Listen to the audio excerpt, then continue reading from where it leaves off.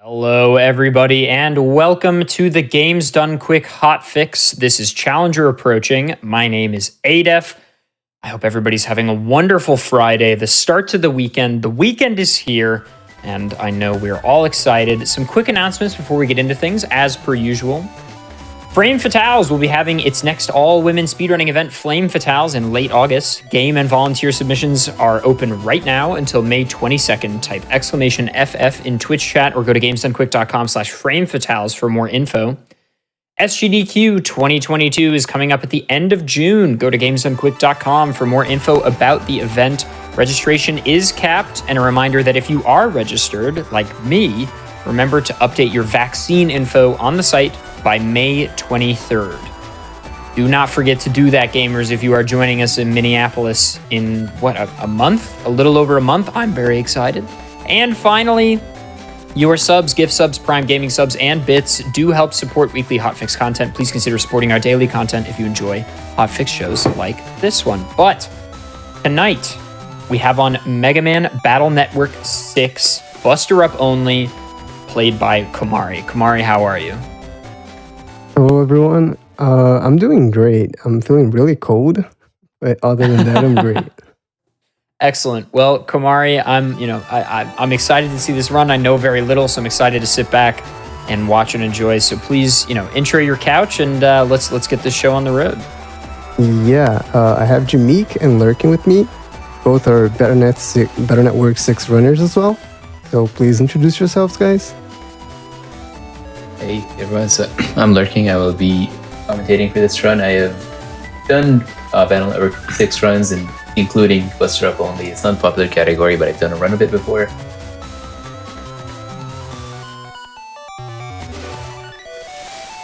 Hello, my name is Jameek. I'm a Battle Network 6 runner of the best version. I'm familiar with both versions. I'm a little unfamiliar with this category, though. But, Word up. Excited to see it play out. Excellent. Komari, you can take it away whenever you're ready with a countdown. All right. Jameek, can you please do the countdown? I'd love to. Okay? All right. On go. Okay? 3, 2, 1, 0. Wow. Go. The bait. The absolute bait on the countdown. Jameek is rather famous for his countdowns. I love to do it. So, Puts a smile on my face. right at the start of the game, we have to talk to everyone, which is what we usually do in Better Network games, but especially in BN6. We have to do this a lot and in a lot of different places. So, in this category, we are only allowed to use our Buster, but we also need to get a specific chip right at the start of the game after the classic forest tutorial, which we need to do. And for that, we're going to use one chip and only one time. And that chip is called Buster Up. That's why the category is named like that. So here in the tutorial, I'm going to take the chips because I'm required to, but I'm not going to use them. Yeah, so in the tutorials, at least the first two, like the game kind of forces you to pick what it wants you to, like teach you specific mechanics. We don't care about those mechanics because of Buster Up only. So after that, we're never going to pick chips. Just for the tutorial, we have to.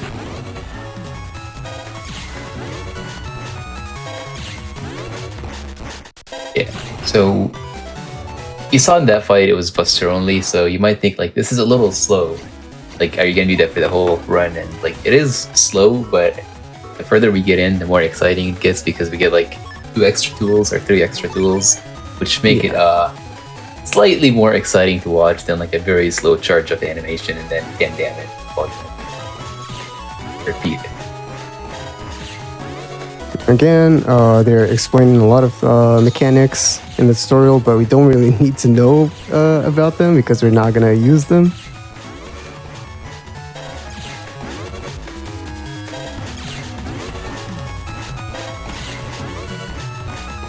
It's for the tutorial. I think it's like what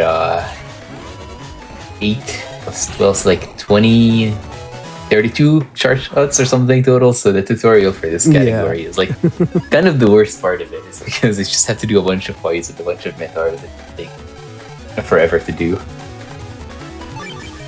Here I don't even need to pick a chip.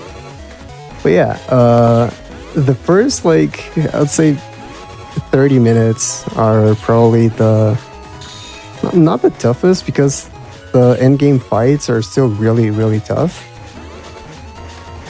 But probably the slowest part of the run.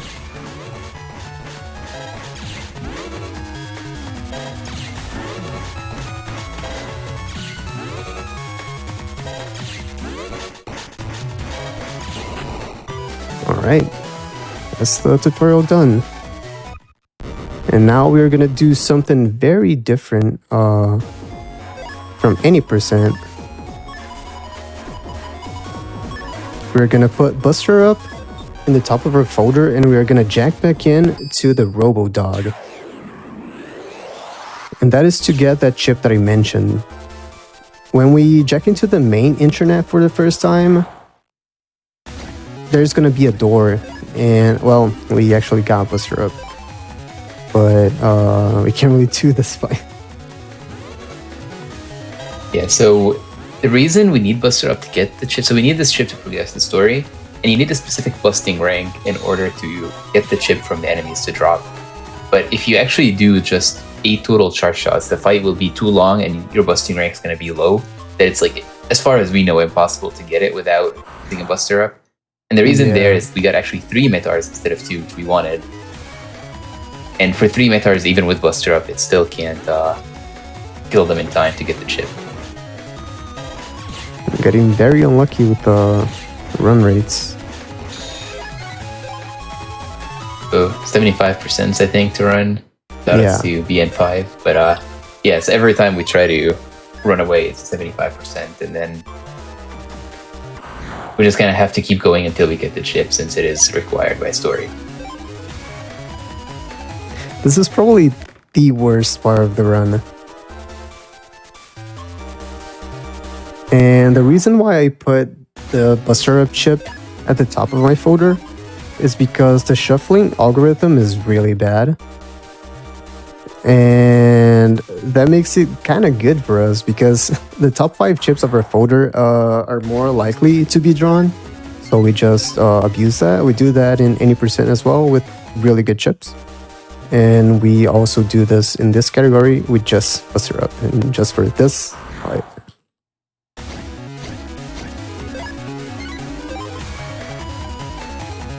Generally, if you're doing this category in a, like, I guess a PB attempt setting, this is like the worst part of the run, because you kind of just keep resetting and redoing that super long tutorial. Yeah, absolutely. Unfortunate.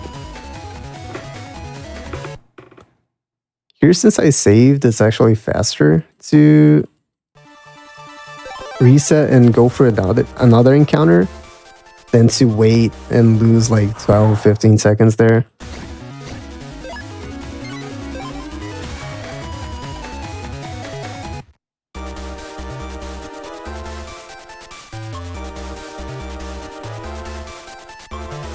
It usually doesn't take more than like 4 or 5 encounters for us to get it.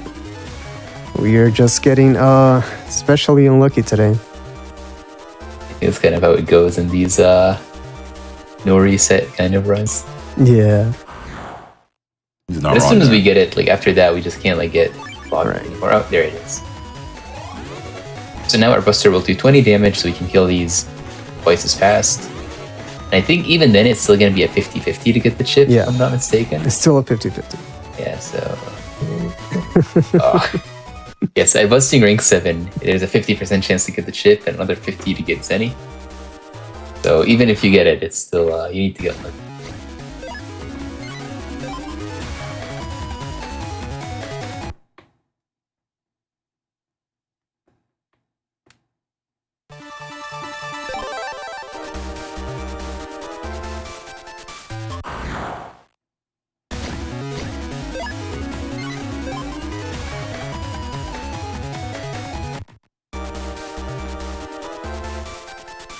Yeah, this is definitely the toughest part of the run.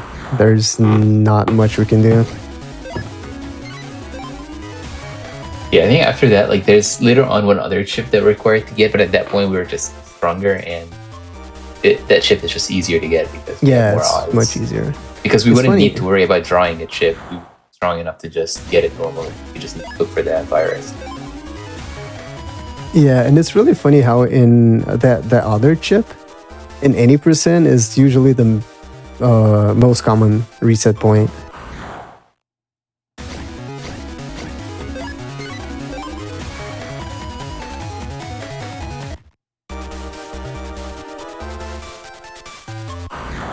It's interesting, like, you know, for a turn-based RPG, or not turn-based, but you know what I mean, like RPGs like this, there's sort of like always some kind of grinding element, especially in challenge runs.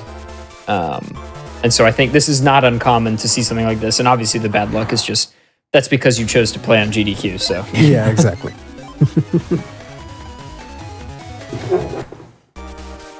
That's what makes it the most exciting. Yep. Are we gonna spend another 10 minutes here? Are we gonna get this encounter? Who knows? Well, we got the Got chip, both. but we There's three can't really viruses. get So it 7 is. rank from this fight. Unfortunately, it would So take in too this long. comp, there are 4 different. I think it's 4 different virus formations, and 3 of them are good, and 1 of them isn't. And of course, we draw the chip. Oh, we get another good one this time. So it's another 50-50 here. If we get lucky, we're out, and then we can. Pretty much good for the rest of the run. There's no more like huge RNG. All right, Nice. And there it is. we got it. We are free to go. So, I guess one thing to mention is that the Buster Up is only used once. So after this, we're not allowed to use it anymore. From here on, it's like actually pure Buster only. Yeah.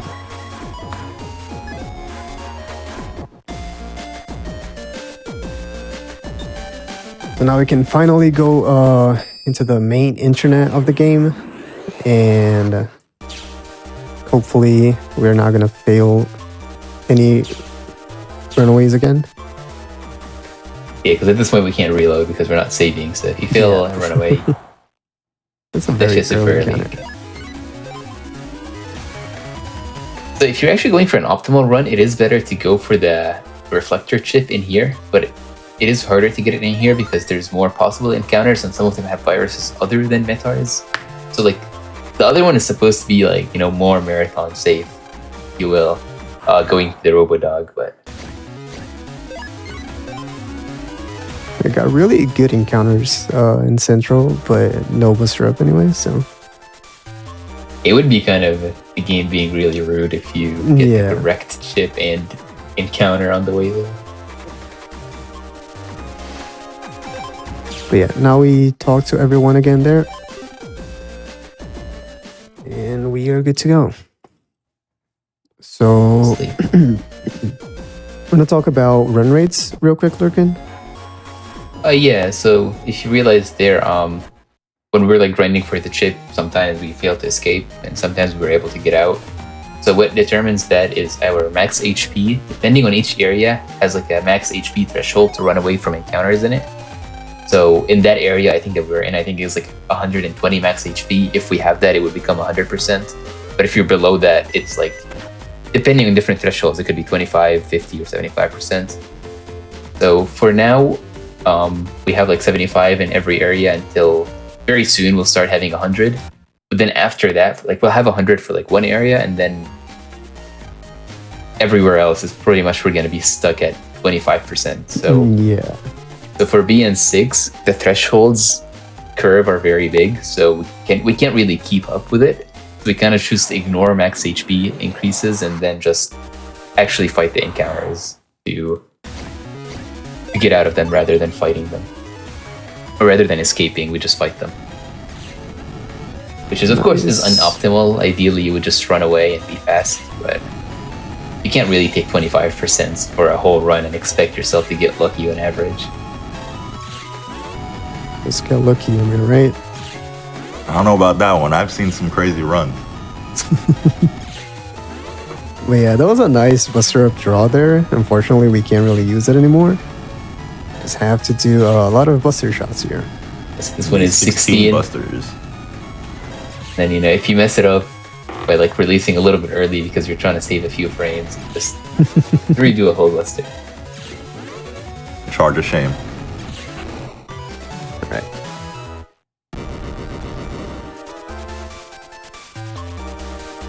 Here, we need this Zenny. Zenny is the currency in this game. We are going to use Zenny mostly to buy sneak runs, which Lurkin just talked about run rates. And sneak runs are kind of like repel in Pokemon, and it allows us to not get encounters if we have 100% run rate in the area. As I mentioned, we're only gonna have 100% run rate in like the very first area of the game, so we'll just be sneak running whenever we go back to central area. But other than that, sneak runs are useless for us. Yeah. Also, stuff is happening here. We talk to everyone, and then in this game, there's a mechanic, a thing called Copy Bot, where we can make Mega Man go into the real world. And that's what we just did. And there were robots throwing fire at kids at school. So we just fixed that.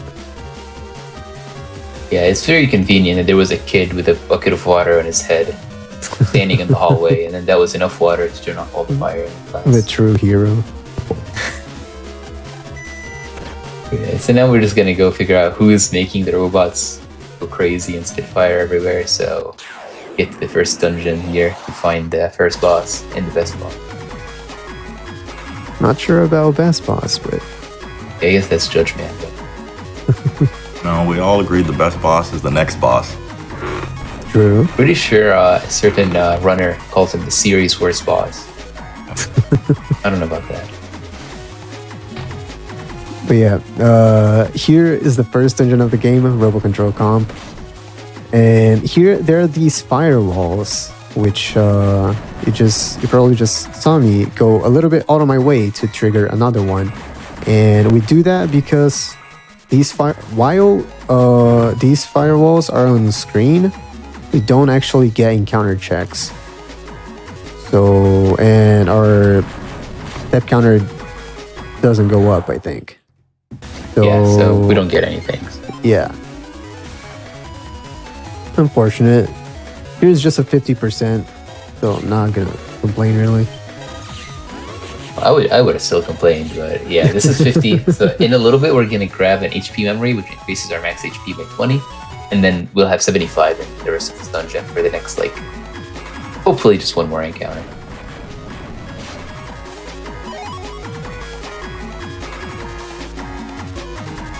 Alright, so basically here we need to save these Mr. Progs, these NPCs, which are on fire. And now Mega Man is also on fire basically, or surrounded by fire. We need to talk to our good friend Mick and help Mega Man out. Again, I'm gonna go a little bit out of my way to trigger another firewall.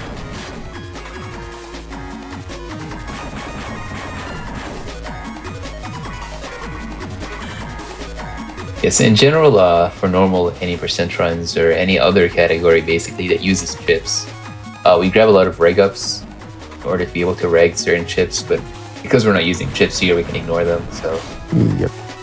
kind of just walked past one there, and I was really confused. I was like, "Yo, Kamar, you forgot it," and then I remembered. Buster only.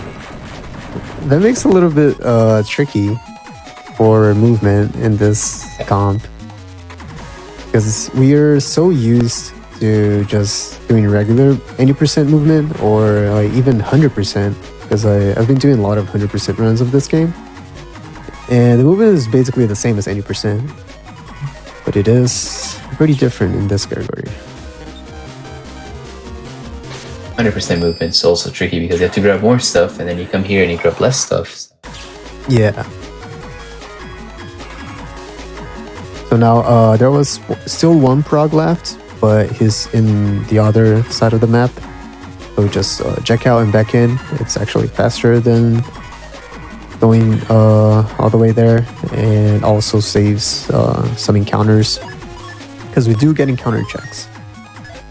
And that There was was, like a a second. pretty that was a pretty big one there. But we just There's like a 50% to get in. we just do 40 buster shots here. Only 40? Yeah. Hopefully 40 and not like, 50 because we try to greet them.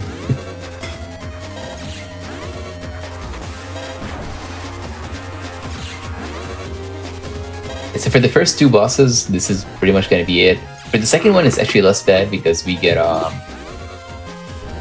Navicuss by then, so our busters will be doing 20 damage instead of 10. But for the first boss, it's just...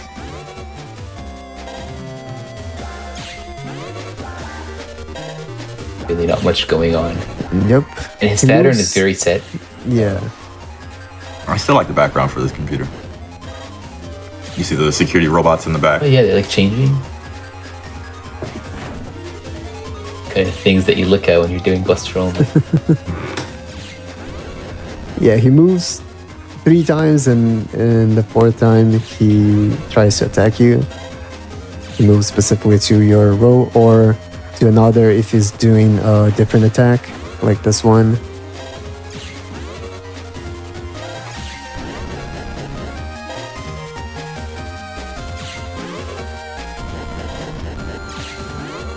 So as you can see, after he does 3 attacks, if you're hiding behind the cube on top, he will move in front of it and do the tornado attack you just saw there to hit you behind the... Yeah, we abuse cube. that in 80% with the reflector on Rag, but we in this category we try to avoid being behind the cube when he's about to Can't hit attack. him. Yeah, the cube blocks buster shots, so Kamar is actually walking to the top row, because he's not going to move to your row, so he's moving to the top row, having him move to the middle or bottom, and then hit him and then go back. Oh, I got really unlucky that he did this different attack 3 times behind the cube. Yeah. I guess when he attacks like 40 times or 20 times. Yeah. And that was 41 shots. In my defense, he was doing an attack when I missed one, the different attack, but I couldn't really hit him anyway, so. But yeah, that's the first boss. And now we can actually go back to the main internet and continue because there was another door blocking our way the first time. Now we know where the key is. Exactly.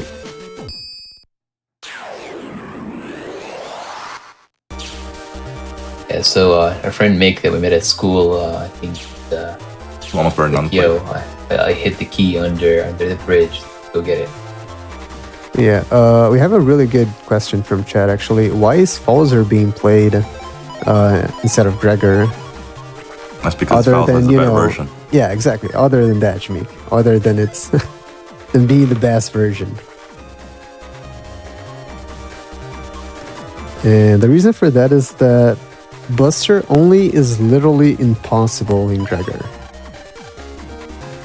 Oh, it's already kind of impossible in Falzer 2.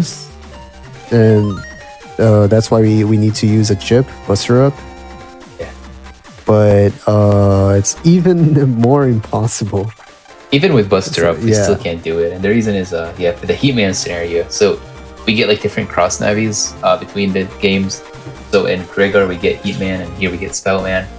So for Heatman, we have to kill kettles using fire damage, and that needs fire chips, and we can't use chips. Like, it's actually impossible to do that part of the game without using chips. But for here, we only have to go fishing, and fishing doesn't need chips. Fishing's actually the best part of the game. Actually, And now we have a pelican, right? oh, it's a penguin. It's a bird. Bird It's up. true. We are on the bird version after all. But yeah, now there's a penguin at school and we need to figure out what penguins eat. those. What do they eat? They eat. We gotta ask the biology teacher assistant. Oh, okay. And now he'll tell us. So, Okay, that was an accident. After the desk. That was a train arrow manip for later. But yeah, we just found out that penguins eat fish, and the kid's grandpa just went fishing, so we can probably get some fish from him. Everybody in Central Town is so nice. Yep. You should be able to ask anybody. Like, just walk up to a random guy and be like, what do penguins eat? And he'll be like, fish. Like, everyone knows but you. well, we had to ask the biology teacher, who's telling us to ask his assistant to ask. So nobody knows. Nobody Yeah. really knows, yeah. But Not even the teacher. It's actually an unsolved part of science. We've not figured out what penguins eat yet. yeah. So, anyways, when we were getting the fish from the kid's grandpa, fish box that he has the fish in was not opening. It's because there was a virus in it. Because Battle Network, that's how it works. So we're There's killing the always a viruses in the virus. fish box in order to open the fish box and get the fish out of it. This is actually like one of the hardest fights in Buster Only, just because there's just so much going on. Yeah. And I think it's mostly because of the piranha virus on top. If you hit him once, he increases his attack count by 1 to a max of 3. So after you hit him twice, he's going to be shooting three needles at you. So it definitely makes the battlefield a little cluttered, especially with the starfish shooting bubbles on the bottom row. Yeah, the starfish is very annoying because we just have to wait for it cycles 6 times. Yeah, because the bubbles actually block the Buster. It like pops the bubble, but then you lose your Buster. So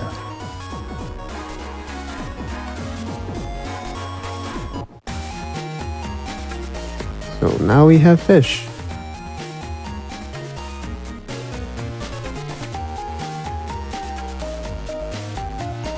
Now we're gonna go take it back to Mick's pelican to feed him Yeah. because throwing a little tantrum 'cause he's hungry. And I don't know about you guys, but I throw a tantrum too when I'm hungry. So after he's eating his fish, he's calmed down, and what Kamari's gonna go do is going home to figure out where the pelican came from, so we can return him.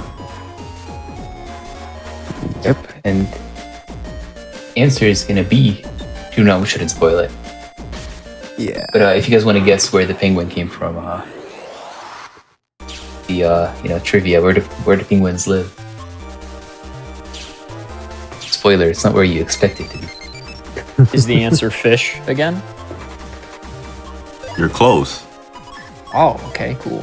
Where do fish live? Penguin stomachs? Good point. You're not Yeah. wrong there. So that guy was a little bit nervous there, so we just talked to him. He lost his tool. He needs to do his job. And his job And is- yeah, we kind of wanted to go to seaside area, which is this area there, but there's water under internet, so we can't really go there right now. Because an internet robot can't walk over a puddle of water. Yeah. Don't worry, if you think that's a lot of water, wait till later. Oh yeah. And this guy can fix it, but again, he lost his tool, so we gotta find his tool for him. Plumber. But Yep. he doesn't have his, trusty plumber tools, which of course Kumari will show us where it is, and we're gonna see it. It is in our toilet. So we go to our house's bathroom, and then we go in there, and there's There's the best Mythar. sprite in the whole series. I'm inclined to agree. A Metro with a plunger on its head. Kumari. I just realized you didn't save, so be very careful. All right. I heard it is possible to die in this fight. I don't know if didn't that's know. true or not. But I've seen it happen. It's definitely possible. Don't. there's 3 different Mythars here, and the higher level ones, they have more HP and their attacks are a little bit quicker. Unfortunately, this invisible. one has a chip. Yeah. we Wait, does got- that invalidate the run?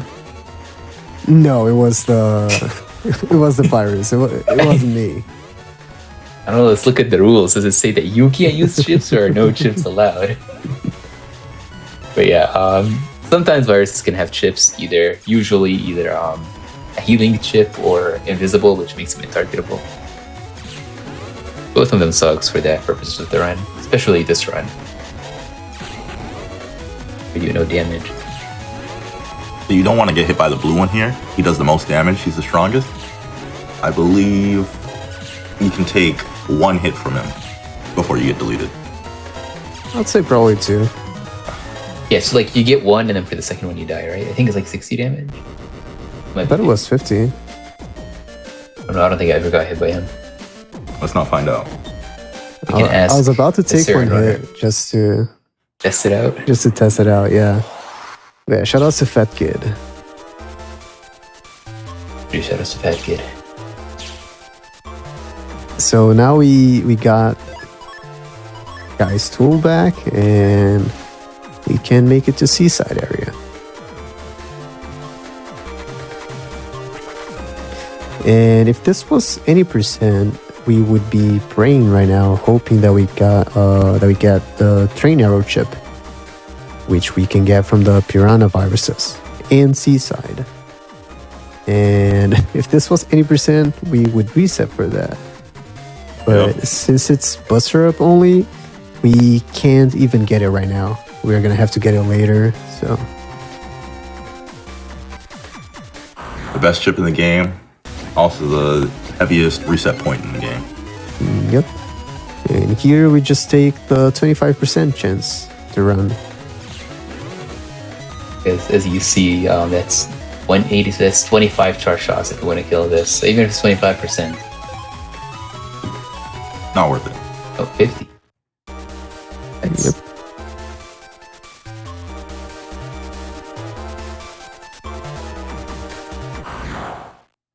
That's right kind of before an the early encounter. We might get 3. we might get 3, we might get 3. It's like kind of right in the middle where it's hard to tell. Yeah.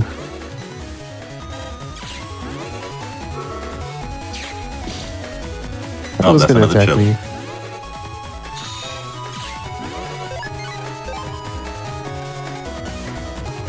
So every consecutive runaway, you get increased chance. So it started with 25, the second one is 50. We won 2 50-50s there, so honestly, it's pretty good. Yeah. And we made it to the internet board that told us where the penguin's from. So now we're going to take this very important information back to our good friend and let him know what's up. Penguin came from the aquarium. That's where penguins live. If any of you guessed Wow. right, pat yourself on the back. Learn something new every day. Now we're just going to the aquarium to give the penguin back. Unfortunately, I think the aquarium is like closing, so they tell us to come back tomorrow. Yeah. We We're gonna just keep missed it. them, unfortunately.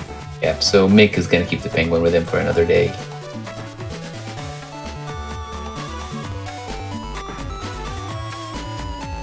What could go wrong, am I right?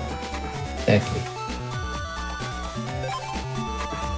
We're just gonna go back home, sleep, and then come back. Yep. Right before that, we're gonna get a pretty nice upgrade to our Buster. Nothing huge yet, but I thought that was after we fell asleep. yeah, after Yeah, we yeah, fall after we asleep. sleep.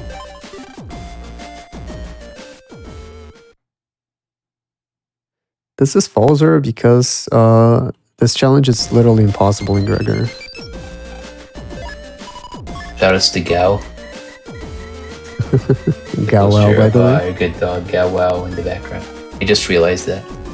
I'm gonna guess it's not in Gregor, right? Probably not. So, any of you guys want to explain what this is? Navi Customizer? Okay, so the Navi Customizer is the good old upgrade system they introduced in BN3, where you get a bunch of programs inserted to Mega Man and kind of customize them more towards your playstyle.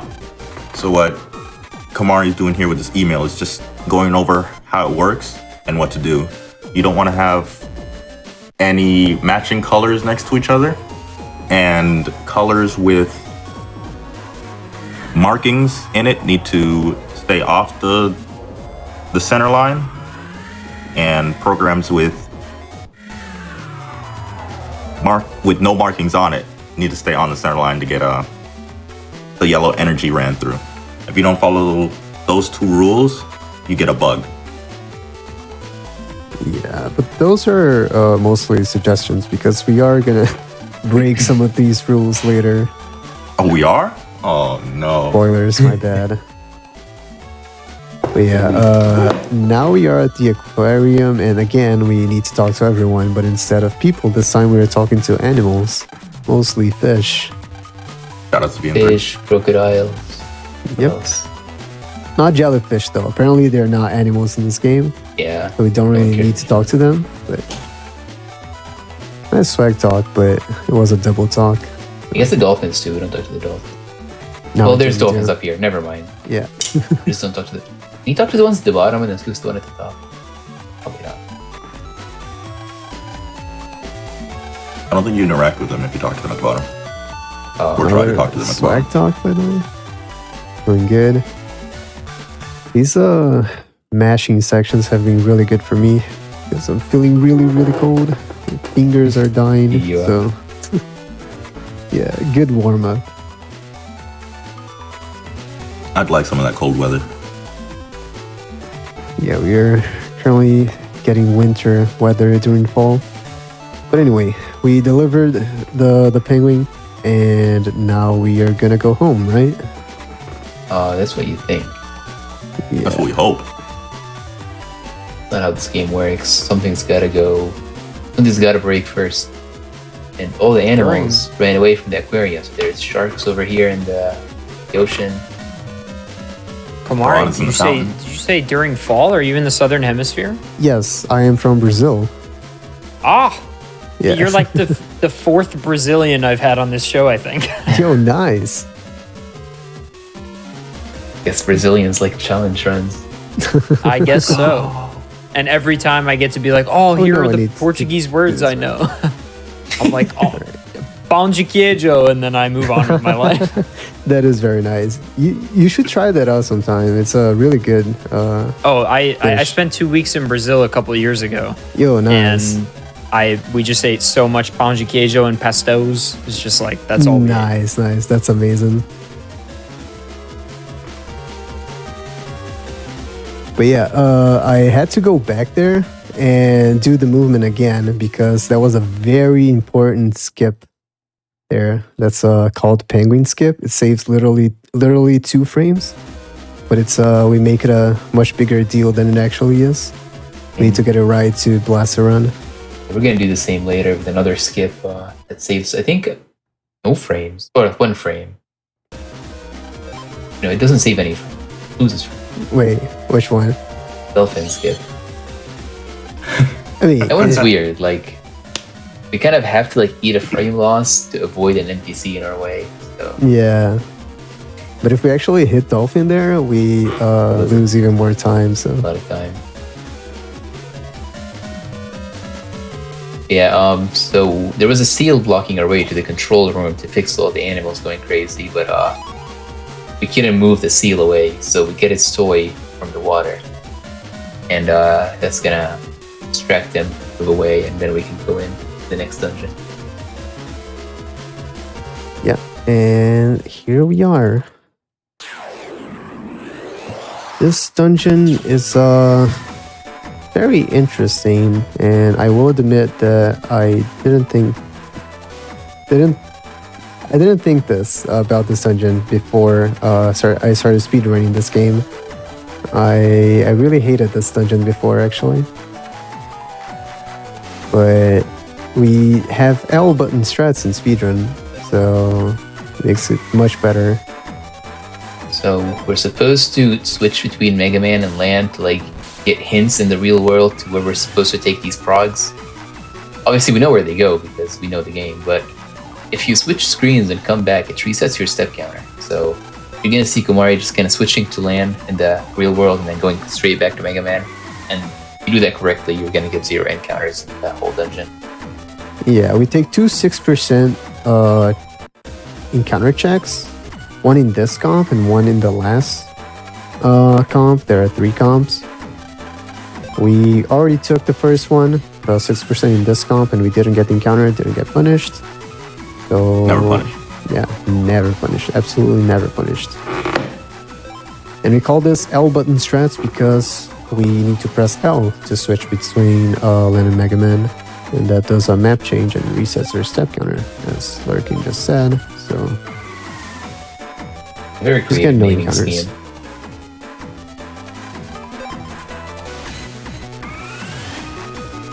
I'd Yeah. argue this is one of the better comps in the game. Music is pretty good, yeah. Also, Jameek, do you want to talk about the sharks in this comp? Oh, so the sharks are the best part of this comp. So when you pick up a program to return it to its cage, what you see spawn in are the sharks, and the sharks are basically an obstacle to prevent you from doing that in a timely manner. The red sharks or the orange sharks have a set pattern they move around, but the black sharks will try to home in on you for the most part. And if you interact with the shark, it just eats the program behind you, and you have to run all the way back to pick it up again and bring it to its right cage. If you bring the program to the wrong cage, I believe you get an encounter. Yeah, you get an encounter. Yeah, I mean, I wouldn't know. I've never done that, but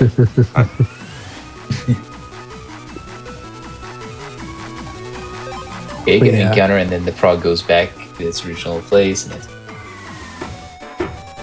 Movement is always the same. Also, the shark pattern is always the same, initially at least, in these comps, as long as you don't make any mistakes. if you make a mistake, the shark patterns change, and you're kind of on your own at that point.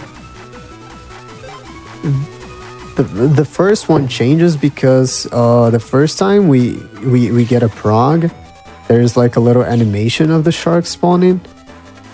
But if you mess it up and need to pick up the prog again, there's no animation the second time, so that kind of messes up the patterns.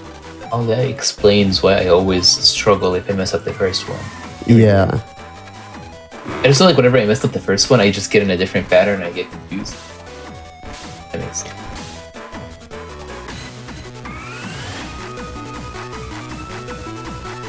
So this is the last comp. We are gonna do L button strats 4 times here, and we are gonna take 6% encounter check right before our second boss. But we are definitely not gonna get punished. I mean, we never do. Exactly.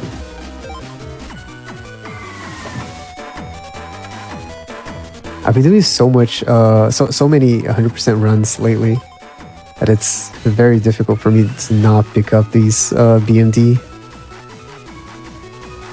or GMD in these areas.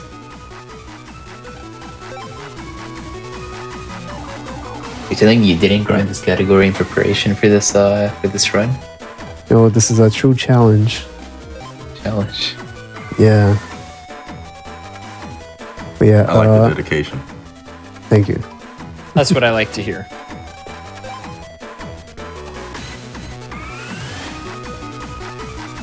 I do have a lot of experience with Battle Network 6, but this is actually my first time running this category. Though a true challenge, yes.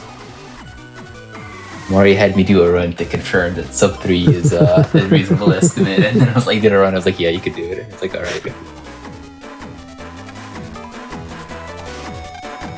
Alright, so this is the last frog, and after we deliver him, we are gonna save and hope that we don't get an encounter before Dive Man, which is our second boss. And I believe Jameek's favorite Navi overall. Oh my goodness. He's the best in the game. That's in the series. Best in the series. Oh, actually, I think Magic Man hasn't beat there, but Any of you guys want to try to explain how his movement works? Yeah, so he moves twice and then goes up, and then he tries to not move into your row. So you kind of manipulate where he goes to which row. Generally, in any percent, we try to get him to the front so you can use swords on him. But here we don't really care. And then these typhoon or harpoons, is that what they call? torpedoes. Torpedoes. That's what it is. Spawn one where you are and one in a different row.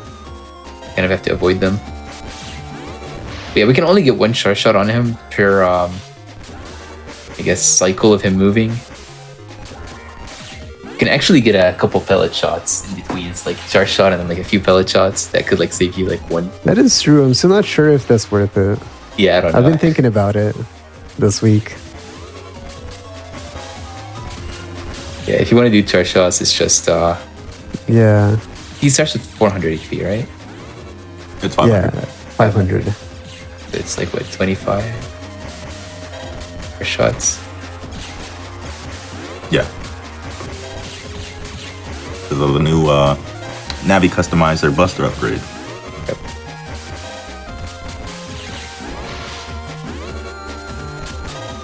Oh, I feel my like this could be better if the torpedoes were not as bad. Yeah, if you like get a good spawn, you might be able to get like 3 Yeah. shots in. What do you mean? The torpedoes are the best part about this boss. Besides him going, underwater and you can't hit him until he Of course. resurfaces. But Almost. Okay. Totally not us trying to come up with strats mid-run. and now we never have to see him again. We'll Question assume mark. that's true. But yeah, that was a second boss. So from here on out, the game will get a little bit better in terms Yes. of Buster only. Absolutely. So the reason why this all happened is because the what is it called, the trainer, I guess, for the animals was fired because he was hitting the animals and just being a bad person in general, and he got mad and released all the animals and just caused mayhem. But And we got to Diveman that. was his Navi, yes. Yeah, now everything's fixed and go back to school. We're about to soon do the best part of the whole game. Fishing. Fishing for a Swimming. train arrow? Is that what you mean? That too. Okay, I need to remember not to use this sneak run right away as Aquaman.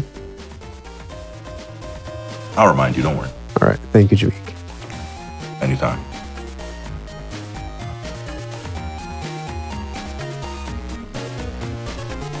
But yeah, right now we just go back and forth a bit, before we start our link or cross Navi, I should say. I don't even know at this point, but Fingers crossed. Yeah. yeah. There are some other Navis which we can play as in this game. This is one of the version differences, by the way. We have different Navis in each version. And the Faltar Navis are 5 times better than the Grey Guard Navis. I agree. Especially Especially the last one. Alright. So this is Aquaman or Spoutman because of copyright reasons. I thought it was a translation error. I don't think it is. I think it's because there was already another Aquaman in America. Oh, I actually never knew that. But yeah, here we're gonna take encounters because normally in any percent we would use a sneak run here because we have 100% run rate with Aquaman. But we do want to get a train arrow chip from Seaside area. So it's better to just take encounters there since we can run away and also take encounters here. for the train arrow chip, because if we use the sneak run there, we would have to walk around this area and wait for it to run off. So here, it's definitely not the best fight for getting train arrow. Not even sure if I can do it. Maybe. So you need like a 6 rank or something, right? Or is it 7? I need a 5 rank. Yeah, I can definitely 5. do it as long as I get lucky. Yeah. But yeah, the chance of getting train arrow is pretty bad. At 6. Bass, it's Bass is already a 50%. So for this fight, it's gonna be 25% because it's a 50% to get the drop table of the piranha, and then 50% to get the drop table of the pufferfish. Yeah. And then if you get the right drop table, it's a 50-50 to get Zenny or the chip that we need. So this is the other spot where we have to farm for a chip. This one is not as bad as the first one because we're not looking for Buster Up anymore. We just kind of can take the fight.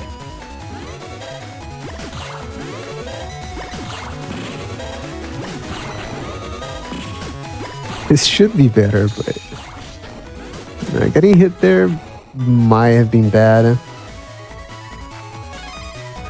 Don't worry, we got Zenny. That's what we're looking for, right? Yeah. We can buy a train arrow with the Zenny. Go back to Bixby's. I'm not going to take this encounter. I have 100% run rate here, so if I see a bad encounter, I'm just going to run from it. Yeah, for that one, it was like a 1 in 6. And the Swordy had an area grab. Like this one, it's a 1 in 6 as well, but it's a much better fight. Yep, that's... Nice fight. And we got Reflector. Look, we have another Reflector. Oh my goodness. If only we waited until now to farm for a Reflector, right? This encounter is very cursed.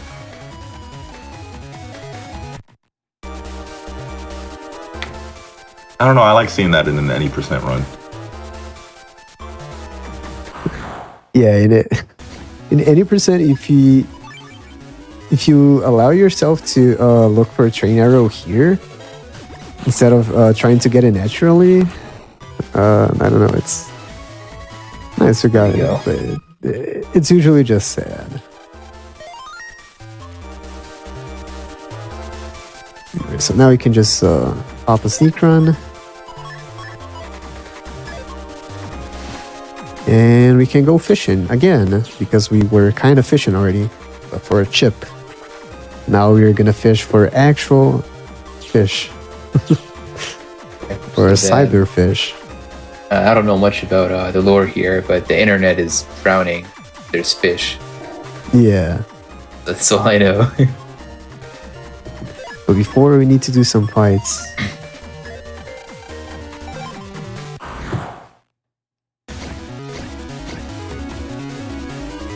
So this door is locked behind a virus, or 3 sets of viruses. We just have to...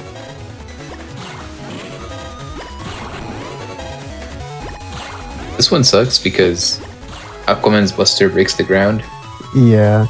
It's usually just have better to to hit the gunner when the piranha is there, so it won't break. Yeah. But it's not very easy to line them up like that. Yeah, because Piranha's movement is random, basically. Yeah.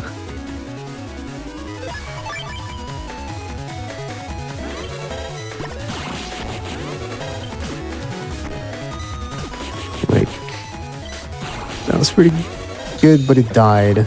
The first one was good. Like,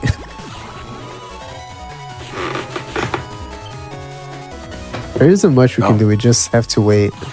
Yeah. Batman's Buster is just too good. It's so Strong, good. it It breaks the spells. ground. Yeah. Of course, these guys are invisible again. Oh, you can test it here if you want. How much? That's what? Test how much the blue meteors do. Oh, that is true. I would say 50. Yeah, there's another. Yeah, It is 50. 50. Okay, so you can take 3 hits. The other Yeah. way. I mean, you can take 2. If you take 3, you die. Have 120 HP, yeah. All right, now we actually finally go fishing again.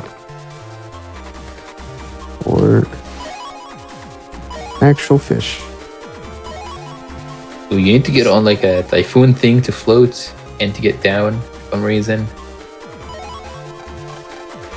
I didn't see Aquaman using this in BN4, but like Lurking said, you do take the whirlpool or tornado, swim up to the top of the, I guess, map to catch the fish that was released when Aquaman scared the Navi and released all the fish in the internet, and apparently water too. Gotta be a lot of water to actually fill up this whole area. Like, but there's 5 fish in each area, and they all have a set pattern. Yep.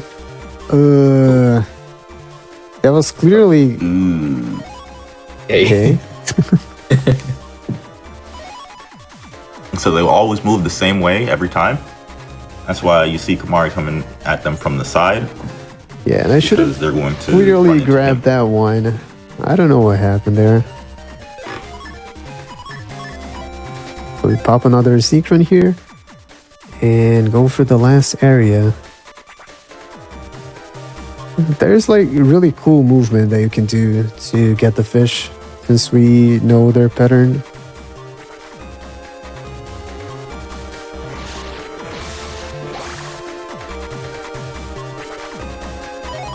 Like this one, for example. Oh, you could grab it in the second movement. Yeah. Because we already need to go down anyway for the next fish. So we just bait the fish to move and we grab him on the way. So yeah, we are all done now. Kamari, do you think we'd have a good opportunity in the next 5 minutes or so to do our first break? Yes, right after, I was actually going to suggest that. Right after I finish this fight, it would be a perfect time for a break. Awesome.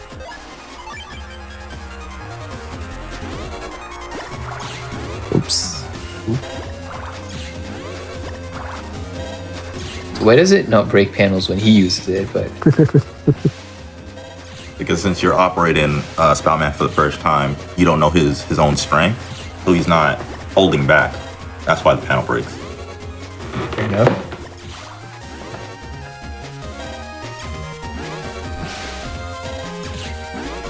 So for this fight, Aquaman moves. I'm sorry. So Aquaman, his movement is kind of random. He'll can either be aggressive, where he'll line up with you every time and try to shoot you with his water gun, or he can run away from you for a certain amount of steps before he runs back to the center of his area and pulls out the water hose. He can also do the little spinning move where he jumps onto your panel and tries to shower you with water from the top of his helmet. And both of those aren't good techniques, but he seems to like using them.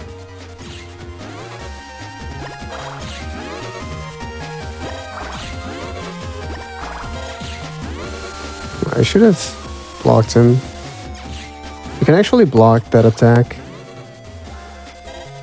If You step on the panel where Yeah.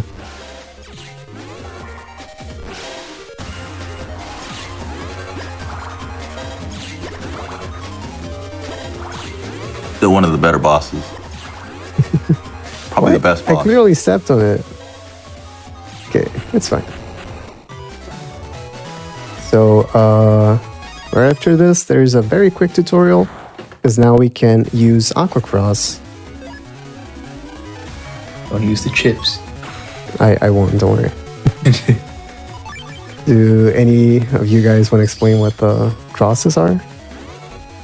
Okay, so the Yes. cross system is basically their replacement for the soul system, where in, I believe, the previous iteration of the game, you would take a chip of the same element of the Navi you wanted to double up as, and sacrifice the chip to get its power. In this one, they just made it so you can press up on your arrow key and choose which Navi you wanted to borrow the power from. Yep. And I think this is a perfect spot for our first break. Excellent. Gamers, don't go anywhere. There will be more hotfix, more Kamari, and more Mega Man Battle Network 6 Buster Up only in just a few moments. We're just taking a nice little wellness break here, so get up, stretch your legs, etc. And we'll see you right back here in just a few minutes.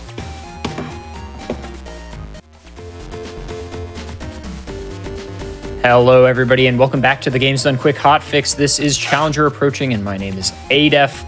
We have Mega Man Battle Network 6 on, but again, some quick announcements. If you missed us at PAX East this weekend, starting at 1 p.m. Eastern on Saturday and Sunday, we will be broadcasting some footage of the speedruns we hosted at the in-person speedrunning stage. So tune in tomorrow and Sunday for some cozy GDQ marathon-esque content. And of course, stay tuned after this run for Legally Cute, a show about cute and cozy speedruns. Kamari, take it away whenever you're ready. All right. So, Jimmy, can you please do a quick countdown again? all right, okay. So this time we're gonna go on 3. Ready? All right. 1, 2, 3.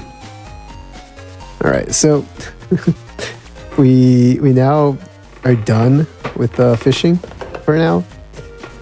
And we have Aquaman as our cross navy, which greatly improves our buster, and we are definitely going to be using that for this run. And on top of a stronger buster, a little bit here after some cutscenes, we're going to unlock the lotto machine, lotto codes. And that is going to make our buster even stronger by picking up a couple of things from that. Yep.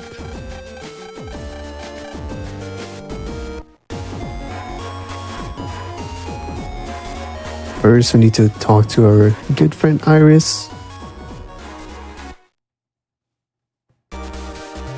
Wait, There's who? Iris. But yeah, there's a clown on the internet, and he's doing some bad things.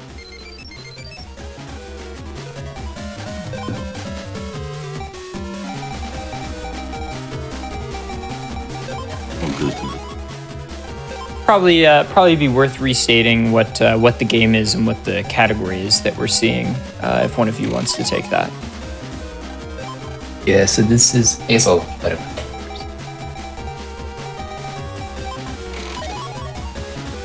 Alright, so this is Mega Man Battle Network 6, Falzar.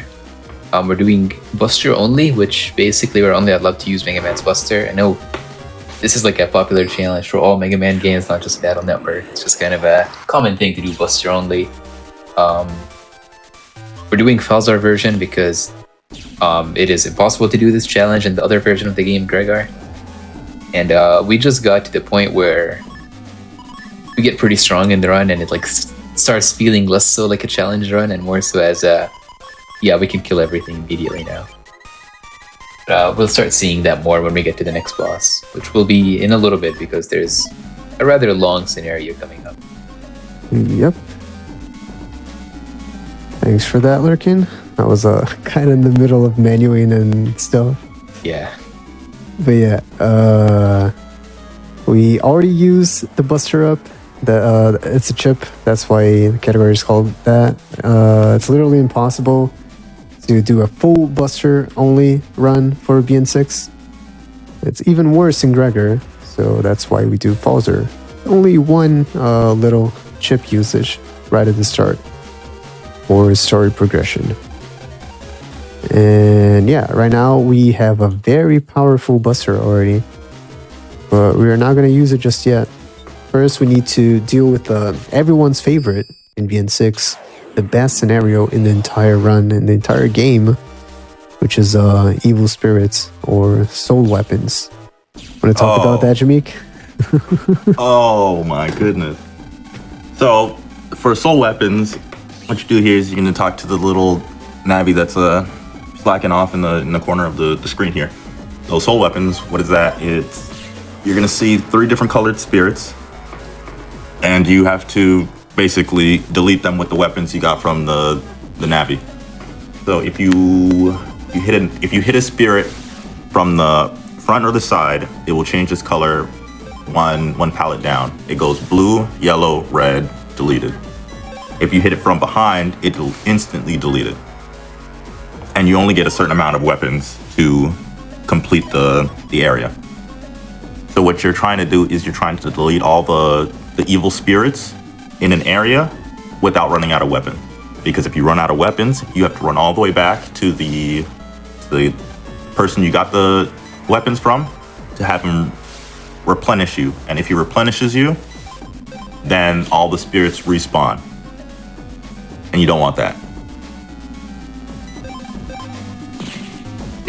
So basically the spirits are the same every time. So this part is like kind of just doing the same movement every time and just kind of using the same weapons in the same place. It's very well routed. So it's kind of very simple, but very tedious to do because you have to watch all these animations of, the enemies dying and you using the weapons, and then the animation of the fire going off at the end of the area. This one.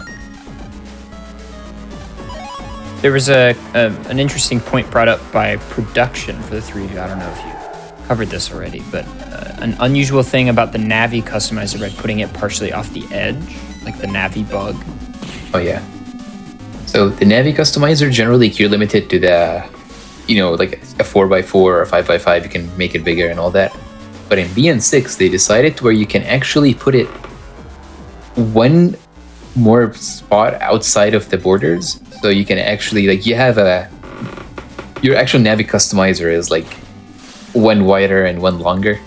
But the only issue is that you get a bug if you put it past the borders. But we don't really care about the bugs. Over there, we were able to fit more into the Navi customizers than we were supposed to be able to fit, but we're just going to get like a Buster bug, which Buster bug only affects pellet shots, and we're not going to be doing pellet shots, so it does nothing. Like, literally just doesn't affect us at all. Yep. We currently have 2 levels of Buster bug, and it doesn't affect us at all. As Jameek had explained earlier, there are some rules for the Navi customizer, but they are mostly just suggestions, since we basically broke all of them. We only follow the rules in the tutorial. Yeah, exactly. Yeah, because the guy that's teaching us how to use it, he's like, no, you can't do that. Break the rules. But after that, we just never follow it. And after dealing with all those evil spirits, what happened to Mega Man? Yeah, so as we saw, there's the bird, the big burb. It's one of the side beasts. There's Gregor and Falzar. This is the Falzar version, so Falzar is the one that matters. Was kind of out in the internet doing bad things, so Mega Man kind of ate him up. And he couldn't handle it, and he got knocked out. Something like that. I don't know exactly. Yeah, he ate too much, basically. He ate too much, exactly.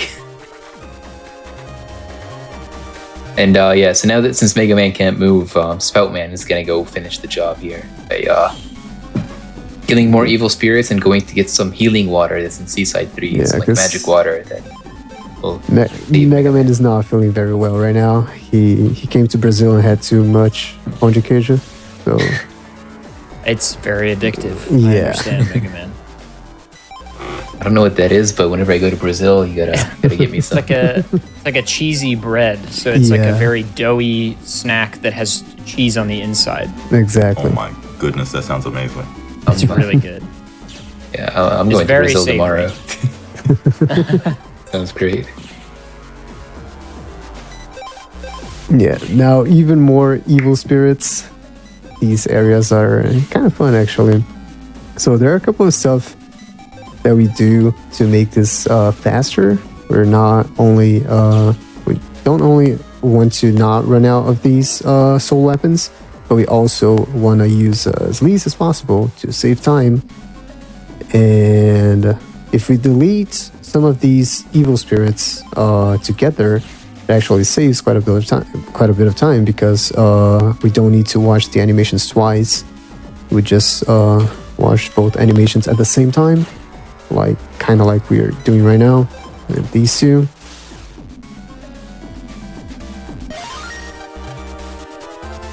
One thing is, if you finish the area with leftover weapons, so in this case we had 3 leftover weapons, you get a bug frag for each of them, but bug frags are useless in this category.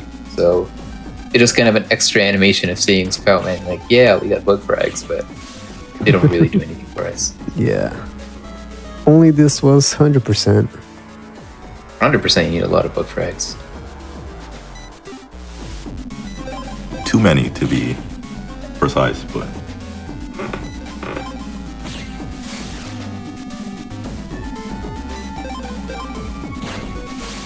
All right. If this was Gregor, we would have to do this the fights for getting to Seaside Area 3, but we already did them.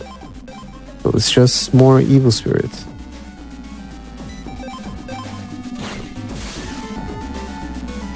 no action, more evil spirits.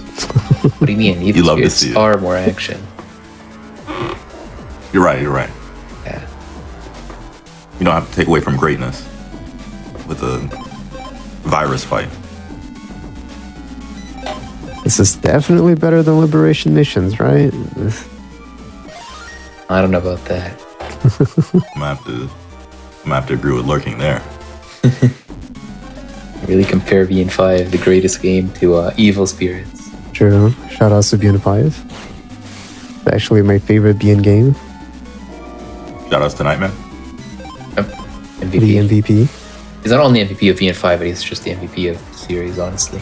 Yeah. Yeah, this is the last area of Evil Spirits for now. At the end of it, there's going to be like a force fight that we have to take. Do I save before heal water?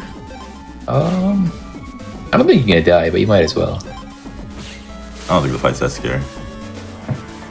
There's a Quaker and a Gunner. So. Yeah. Heal water can also be a little bit annoying because of the gunner. It also breaks panels. Yep. Not only It has more HP, Aquaman's, so. yeah.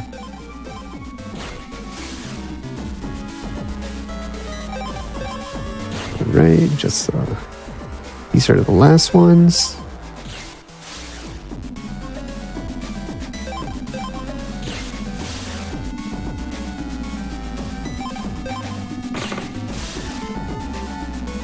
And unfortunately, that's the last evil spirit.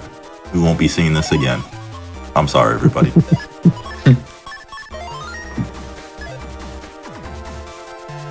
Question mark. But yeah, this is the fight, and of course the Metro has an invis again. Of course. Prepared every time.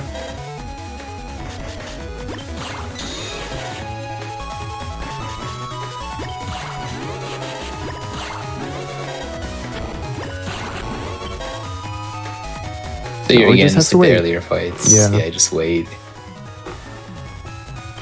Oh.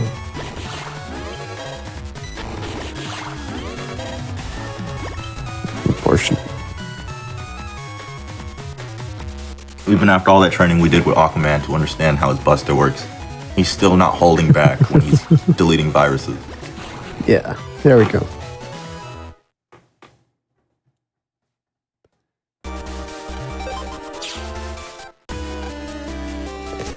So now we go back to Mega Man and save him and get yet another power up for him.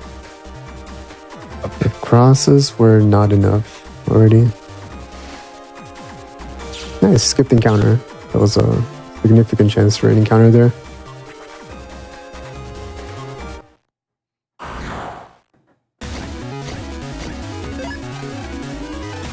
Alright, anyone want to explain how B-cell works? You do it, Jameek. Alright, so Beast out. So, well, you know, we all saw Mega Man deleting the spirit weapons, using the spirit weapons to delete the fires. And then he got to the bird at the end and had the stomach ache because he ate too much. See, this is what happens. With Beast out, what it is Mega Man is channeling the power of the beast he just ate. So he's using about 50% of its power. And what it does is it changes up Mega Man's Buster. It depends on the version, but what it does for both of them is it changes the buster and it gives auto lock on to viruses. So for Falzar, what Mega Man's buster is, it spreads out. It'll target 6 of the tiles on the enemy's row. It won't hit the back. It won't hit the back 2 tiles. So for Gregar, it turns into a literal machine gun, and it only targets one lane. And this tutorial is just to explain how the power works and everything. You have 3 turns to finish the virus encounter, or Mega Man gets exhausted. And if Mega Man gets exhausted, you can beast out one more time to lose control.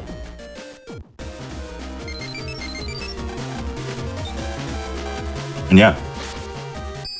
Unfortunately, the Falzar Beast charge shot is a little bit worse than Gregar's. Like Gregar's, since it's a machine gun, it just does more damage to a single target, and that's kind of what we mostly want. So at least for this run, we're not going to use Falzar Beast out that much. Yeah, only on a couple of fights. Like 2, maybe 3.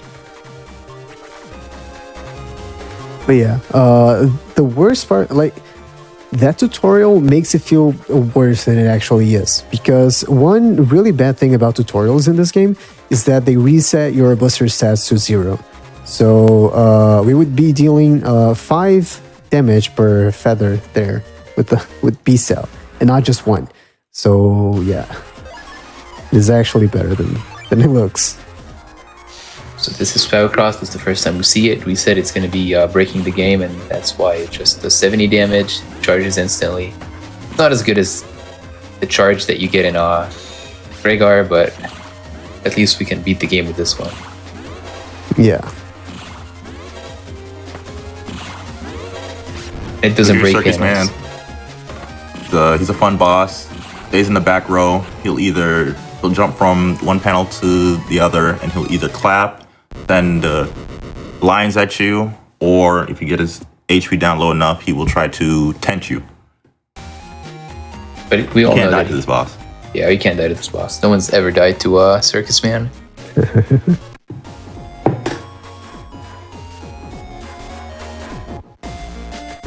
But yeah, he didn't even try to tent us. I think he did once. Impressed. Did he not? I thought he did it once. But he might be wrong. I think I saw him, but he was in iframes.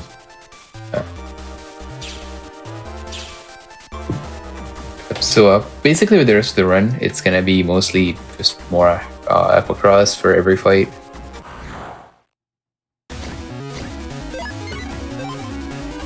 Yeah, here it's not even worth it to get a sneak run for, because we have 100% run rate and we are like pretty likely to get the encounter, but it basically loses as much time as getting another extra sneak run, and buying the sneak run and using it adds up to the same amount as just running away from the encounter. Yeah. And we have a chance to just skip it completely, so that's even better because you wouldn't have to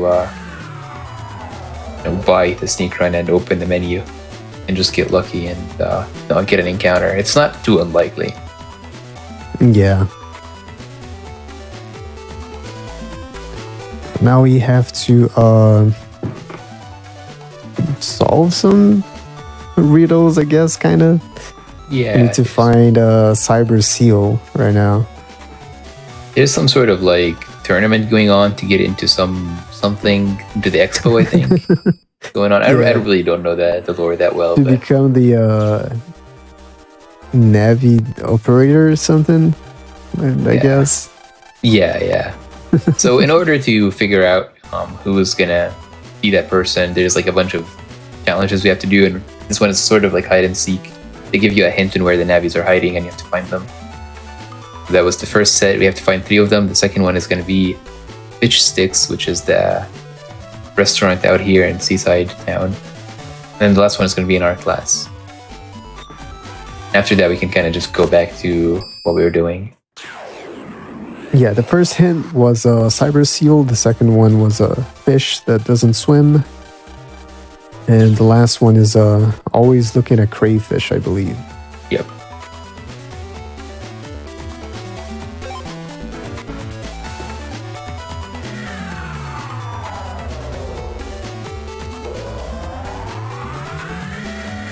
So we have to take the shuttle back to Central Town because the answer to the last riddle is in our classroom.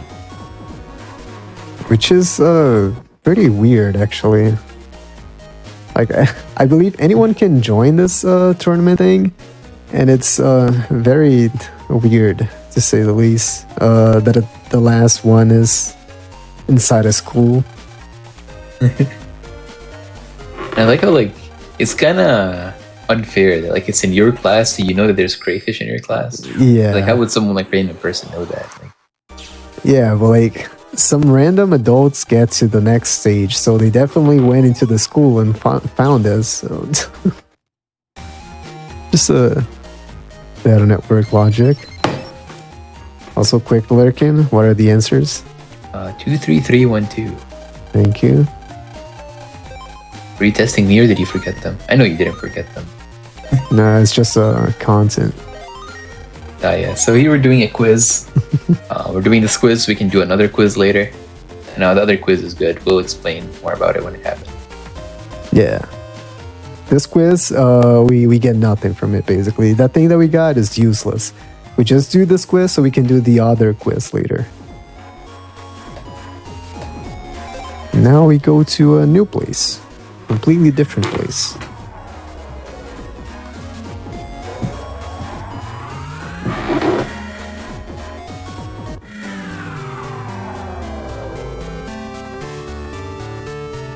Greentown. There's a course room here. That's really the only thing that matters in this area. And we need to get like some authentication, I think, to be able to. Yeah, so we want to enter go that. in, Yeah. but we have to get our name like registered. So that the alarm doesn't go off when Lan tries to pass through the security gate. Of course, there are law students right there.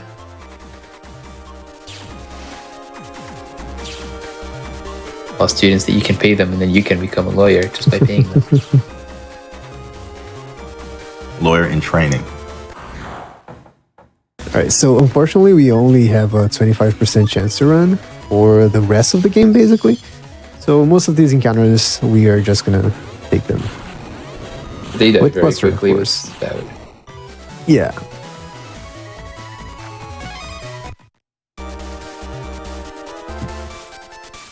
Here in green area, we expect to get like one encounter in every area. You can actually skip them, and it's not like too unlikely. But it's not like you never expect to skip encounters here. But it's just nice if you do. Yeah. So the door there was locked, so we have to ask this guy what the password is. But he makes us pay him for him to tell us, basically. The password is something about like punishing a Mr. Prague. I don't know exactly. As the punishment for hitting Mr. Prague in the head, I think. Yeah. Do you guys remember what the punishment is? I do not. I don't know. Unfortunate. We are all fake fans. Do you know? I don't think I do. It's Just- like I kind of like I would remember it if I see it. But I thought it was something really annoying or something like that. But I believe Rish corrected me the last time I said that. Let's see. just read it here. Here's the punishment. Something that's infuriating. Okay. Oh, annoying, infuriating. Kind of similar, right? That is a very early encounter. Yeah. Don't worry, that just means we get to see all the viruses in this area. All the corn. Up Yeah, we champ. just got corn so far. See, that's Kamar, Buster Bug. what's wrong with your Buster? Yeah, that's Buster Bug, and it's especially bad in BN6. Oh goodness, I would never. Yeah, I feel like it's much better in BN5. We actually get lucky from it more often. But yeah, if you try to go for pellet shots, the Buster is just gonna clog like that, and it's gonna do no damage. There's a small chance that he does like full 50 damage, as if it was a normal charge shot, but just really unlikely. So one more time, talking to everyone. That's our favorite thing to do.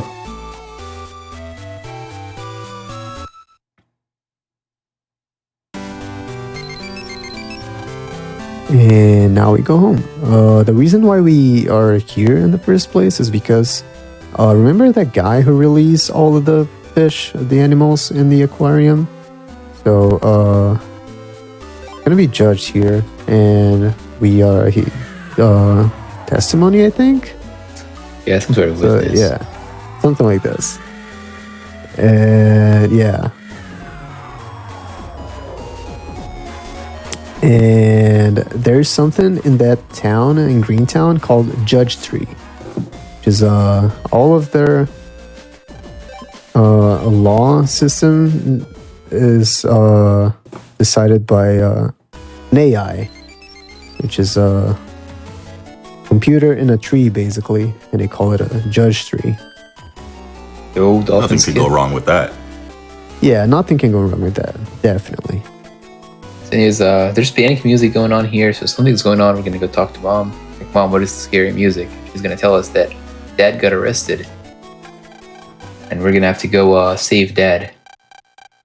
What did Dad do this time? He was accused of hacking into Judge Tree, and Judge Tree said that, and Judge Tree is never wrong, so he was already convicted, basically. And his punishment is going to be really interesting. Do you remember that? Is it very infuriating? No, it's probably infuriating, yeah. But I don't remember if it's 1,000 or like 10,000 hours of shocking. But yeah. Also a lot of mashing right now. I hope my fingers can hold this.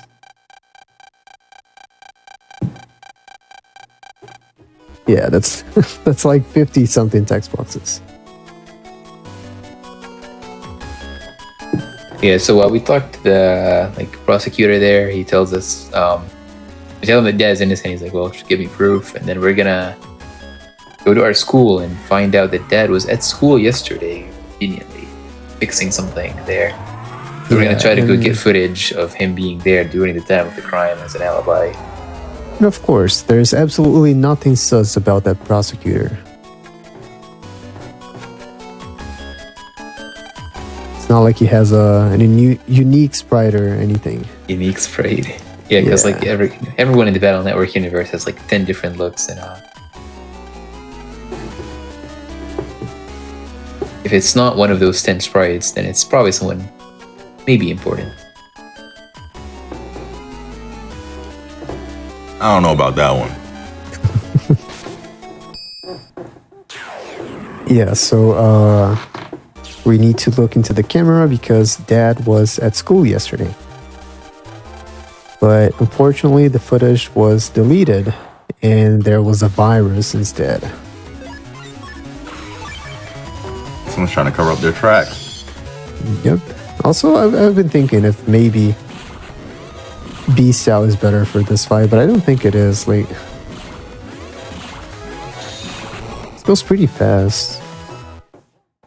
And even though we can hit both at the same time, or all three of them actually at the same time. All three. Yeah, for most of the time, at least, except for when the coins go to the back. I don't think it's worth it. I don't think it's worth it.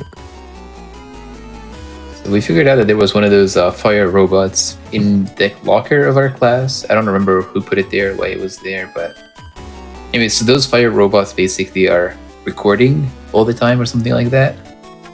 So we need to go back to like the main computer to get the footage of the robot. It was Mick, by the way. He was trying to pull a prank or something, and That he makes hit. sense. Yeah, he hit one of the security bots in there, and luckily they have security cameras, so we can check the footage. And now we have our alibi, or Land's dad's alibi. And of course, it's just gonna work like that, right? It's really simple. Yeah. That's No, we exactly how really- things work in the court. Yeah, just like, a random 10-year-old walks into the court, walks up to the prosecutor, be like, hey, I have a video. Yeah. Like, all right. If only it was that easy.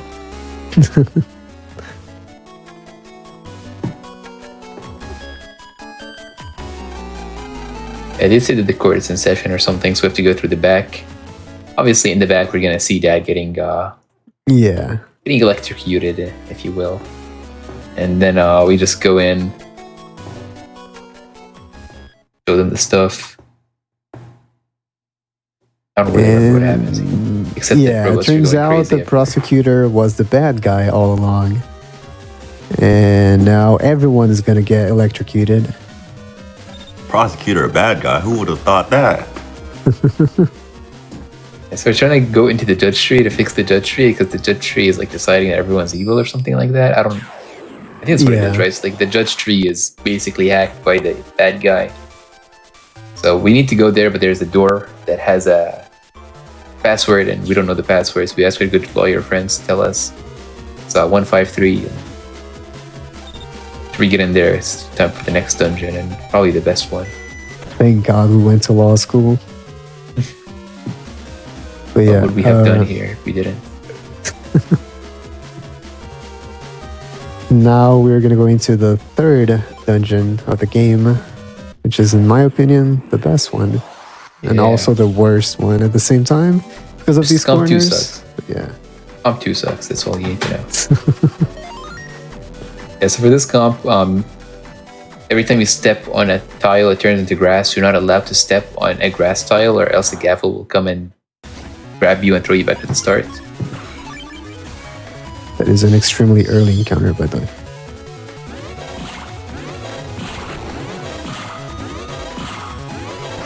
It is pretty funny how like a tree says everyone is bad, and then everyone's like, "All right, we have to listen to it." The tree said, Yeah, because humans The are tree's always corrupt. right. The AI would never be corrupted, right? "It's not like a random guy can hack into it." Exactly. 2 encounters here is kind of bad. We usually never get 2. It's always just 1. The first encounter was extremely early. And be in the GMD. I don't know. Want me to delete it or? Gonna be Zenny. Actually, no, it's gonna be a chip. Wide sword. Yeah, white blade. Jimmy Yeah. knows. Unique nose.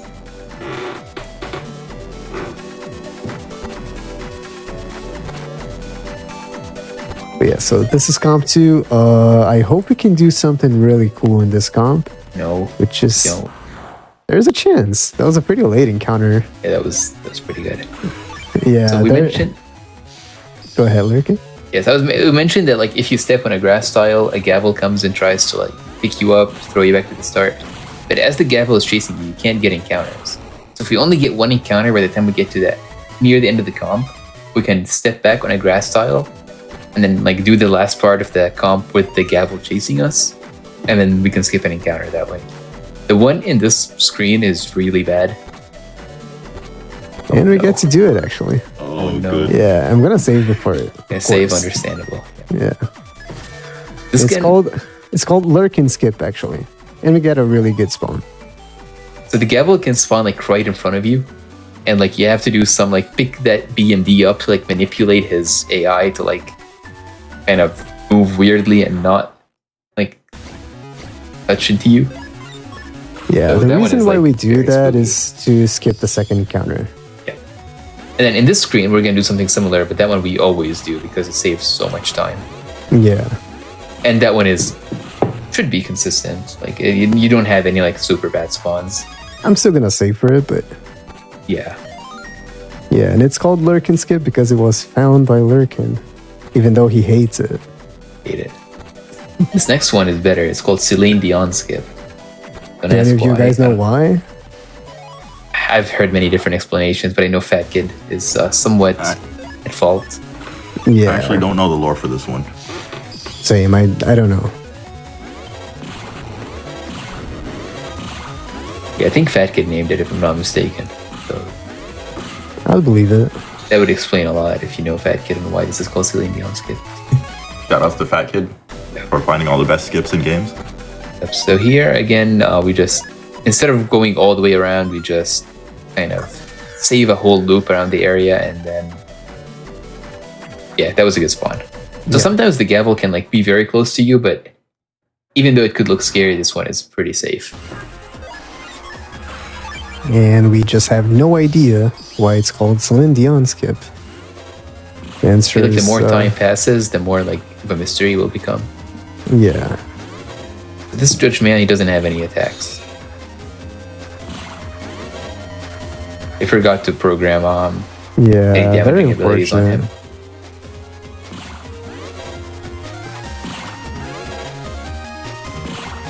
I usually only see this guy move from the back to the front, and Oh, wait, what was that? What was that? I've never seen it. something new Very interesting. for all of you. Mari's just keeping us on our toes. I understand. But yeah, that was Judgment. And even though he doesn't have attacks, if you get hit by that, it's pretty bad because it's a ELAC element attack, and that would decross us. We would lose Valcross. So earlier we mentioned that we took a quiz in order to take another quiz. Now we're gonna go take the other quiz. Jameek, what are the answers? It is 2, 3. Oh wow, goodness. 2, 3, 1, 1, 2, 3, 2, 2, 3. Yep. And then there's an extra 2 at the end, but you got 9 out of 10. That's Yeah. good. So yeah, 2, 3, 1, 1, 2, 3, 2, 2, 3, 2.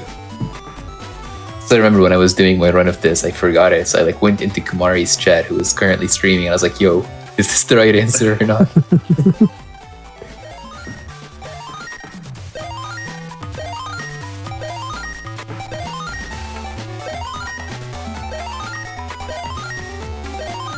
All right, we did it. Now we have the best program in the game. And what does it do? Slip runner. You can Yeah. slip and you can run.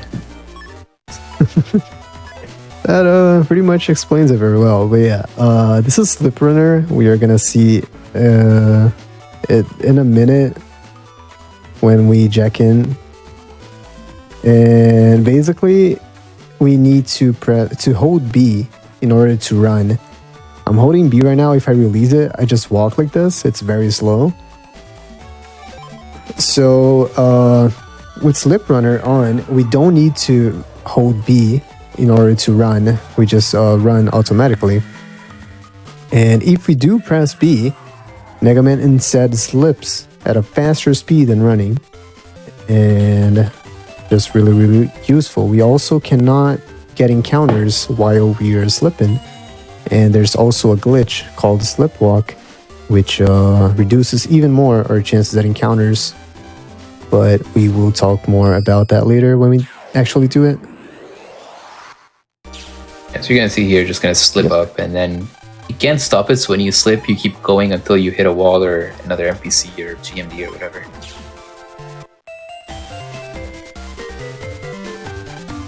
So you're going to Earlier we be seeing a taken- lot of sliding.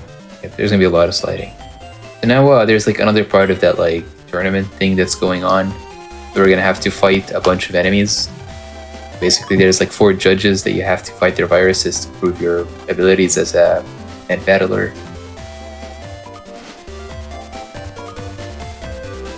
And this is actually my favorite part of the game, Sky Gauntlets. Mostly in 80% or 100% where we have good chips to deal with these fights. They're not as fun in this category, but they're still nice.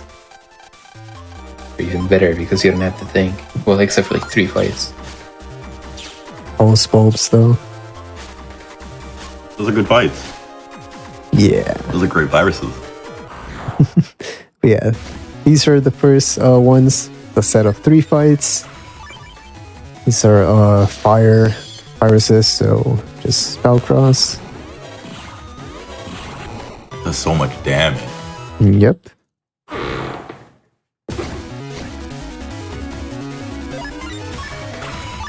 So there's gonna be a total of 23 of these fights, right? Yeah.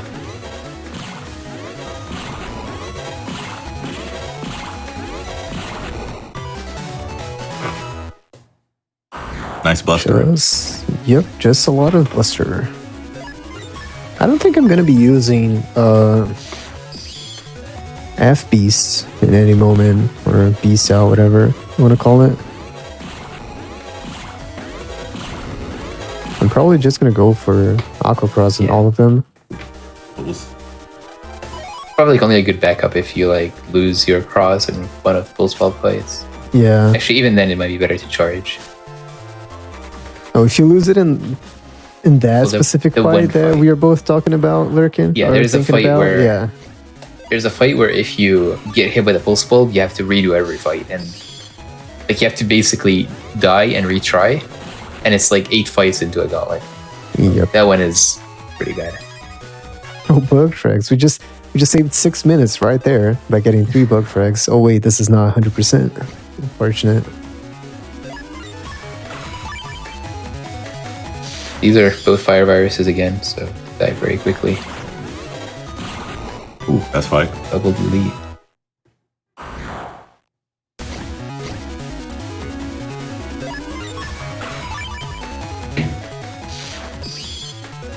Yeah, so there are viruses called pulse bulbs. They are ELAC viruses. We're gonna see them in just a minute.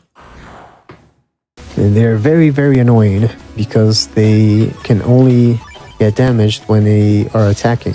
And that is pretty annoying, yeah.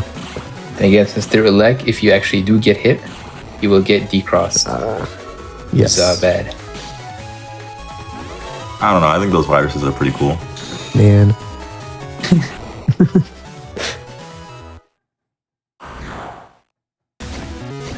Yeah, these are the monsters that we were talking about. Pulse bulbs. Oh, there they are. Everyone's favorite.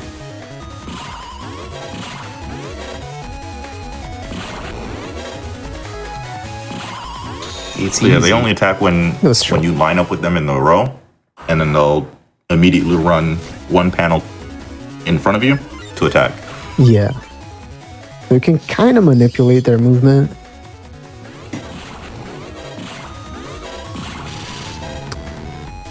Not the bees. The bees hurt a lot. Like, a lot.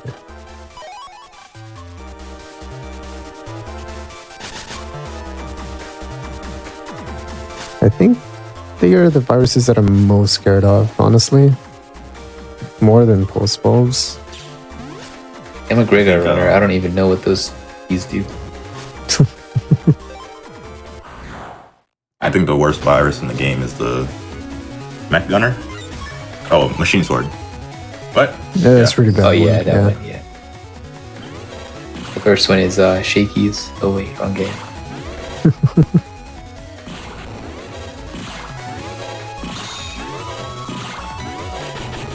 I was trying to avoid this because he breaks all the panels, but it's okay.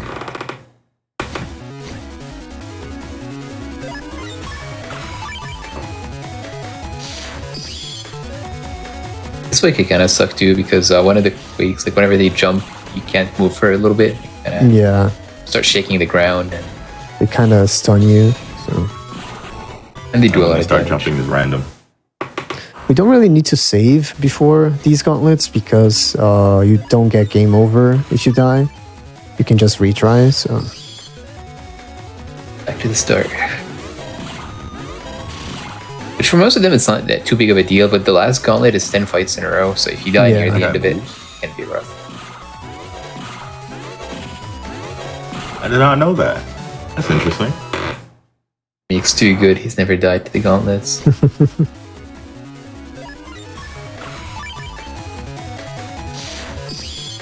Oh, this is the best one right here.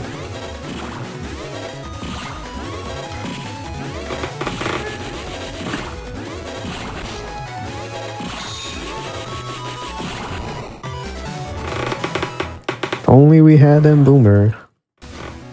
There's a... I forgot to cross.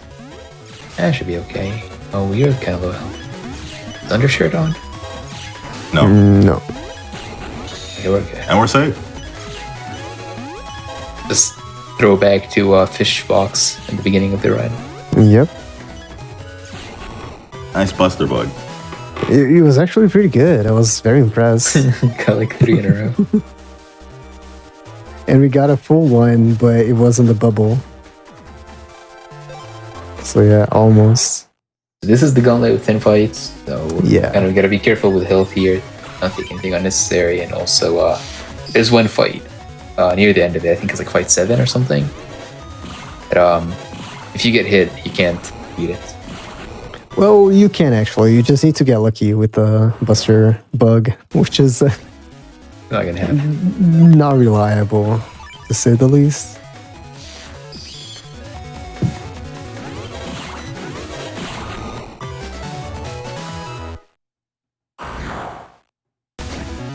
But yeah, I didn't see a single fight where it would be worth it using Yeah, I don't Pulsar think Buster, FB's Buster. What's it Did the called? bubble just go down? Yeah, I think that if there's only the starfish virus, I don't know how it works, but cycle can get weird. Yeah.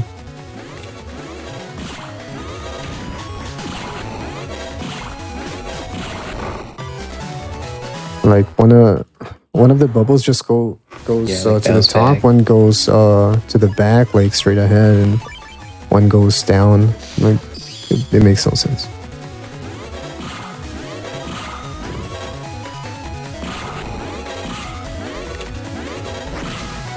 His golem's moving.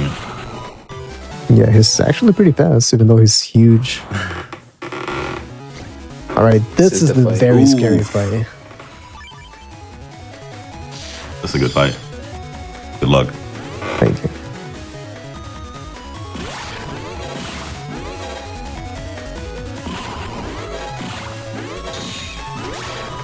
Of course.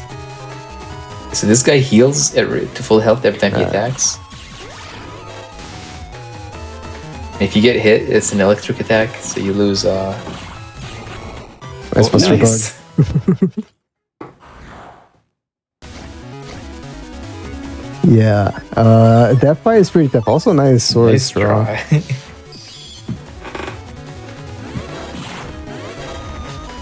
Okay, after this, with that fight done, everything is easy from here. Yeah, that was a scary fight because both of those viruses are ELAC viruses, and they're both kind of annoying to deal with. We talked about ELAC pulse bulbs earlier, and the Scarecrow. I don't remember the name of the virus. Just call it Scarecrow all the time. But he's also pretty annoying.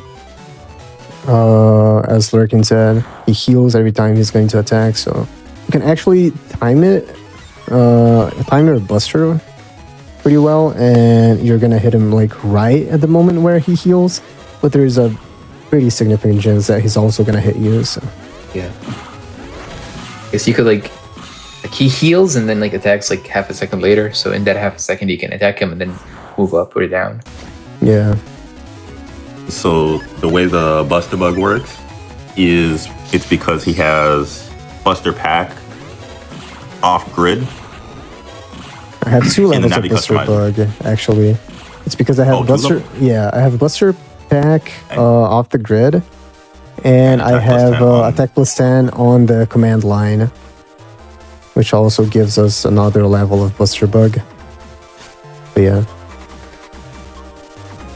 I wouldn't know. I was at an HP bug. I was wrong, but it's fine. So now we need to save Mix Navi again. And we lose Mega Man again. That's part of the game. Oh yeah. You guys want to guess how many encounters we're going to get, chat? We 3. can...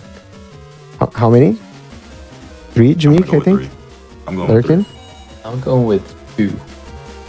2, alright. So chat, we can get from half an encounter, which is weird, I know, but we can get an encounter in Central Area 1, but we count that as a half encounter because we can run from it 100% of the time. So we can get from half or 0.5 encounter to 6.5, I think. So if you guys wanna guess how many encounters we're gonna get. Actually, Jane went mine to like 2.5 because you always get the half. An encounter is an encounter. You can't say it's only half. All right. Thank you.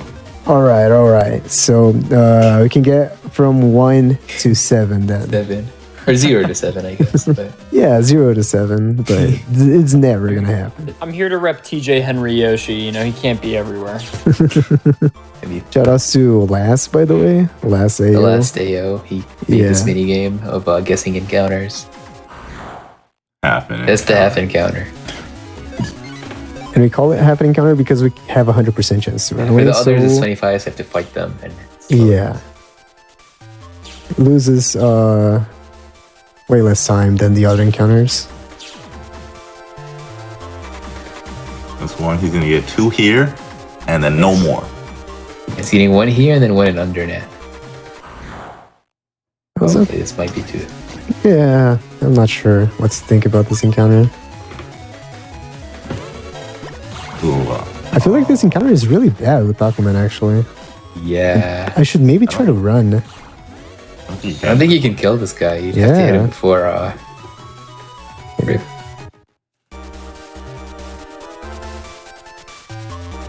We got very lucky running from the encounter.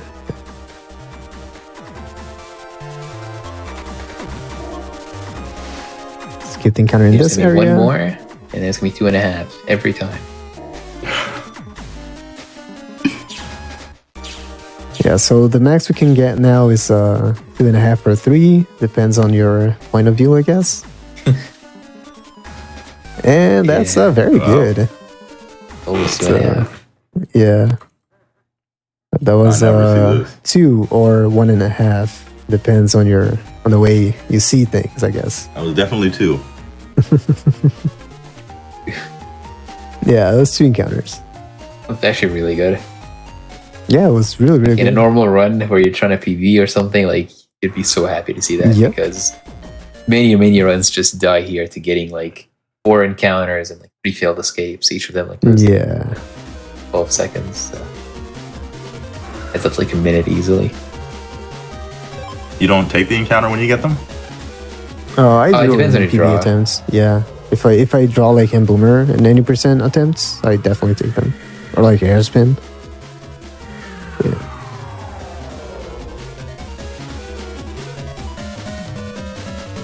So now the weather's going crazy, so there's like storms everywhere, and we need to fix that because there is a comp called Mr. Weather Comp.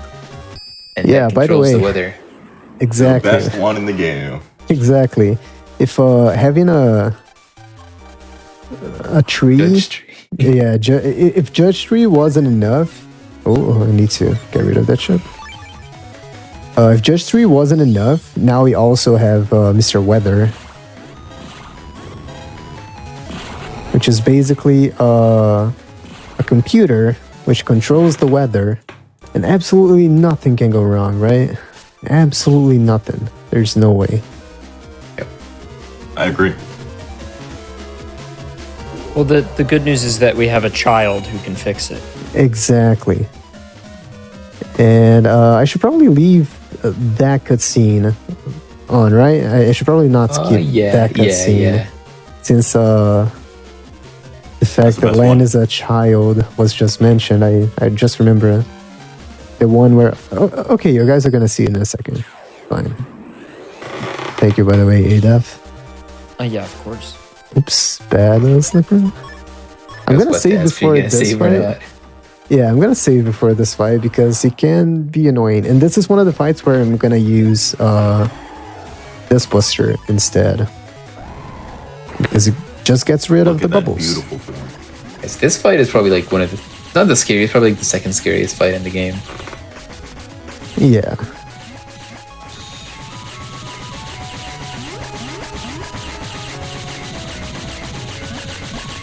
Just a safer way to do it. Yep. This was extremely safe.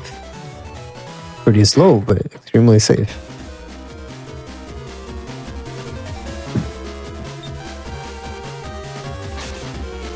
Is Folzer or Gregor the faster game? It depends. What category? Buster Up only? It's definitely Folzer because it's impossible to complete a full Buster Up only run of Gregor. Yeah, but for any percent, if you're just talking like normal any percent, Gregor is faster because the scenario that you have to do with Heatman is much quicker than going fishing with Spoutman. And like it's just basically like this version of the game is just longer. Yep.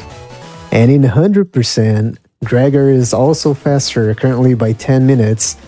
But I swear I'm going to change that one day if Bugfrag Trader is nice to me. 100%, it's... I don't think like anyone really knows which one is like actually faster, right? It's probably Gregor. Probably Gregor. Yeah. It's a good opportunity to plug Kamari's Twitch, twitch.tv/Kamari_. You're going to find a bunch of Mega Man Battle Network speedrunning content. Thank you Check very it out. much. The link is in the Twitch chat. And if you're on YouTube, the link is in the description.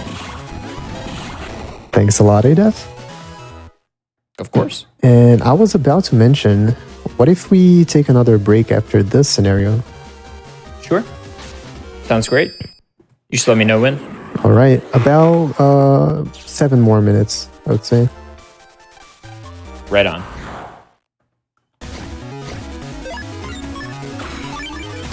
So yeah, as you guys could see, there were a lot of appliances going crazy. So we just had to have them chill for a bit. Of course, it was viruses. You ever have your oven spitting fire or your shower just going off nonstop? It's probably a virus. Yeah.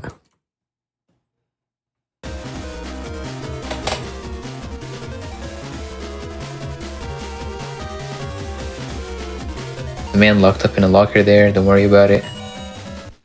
Let's save him. Yep.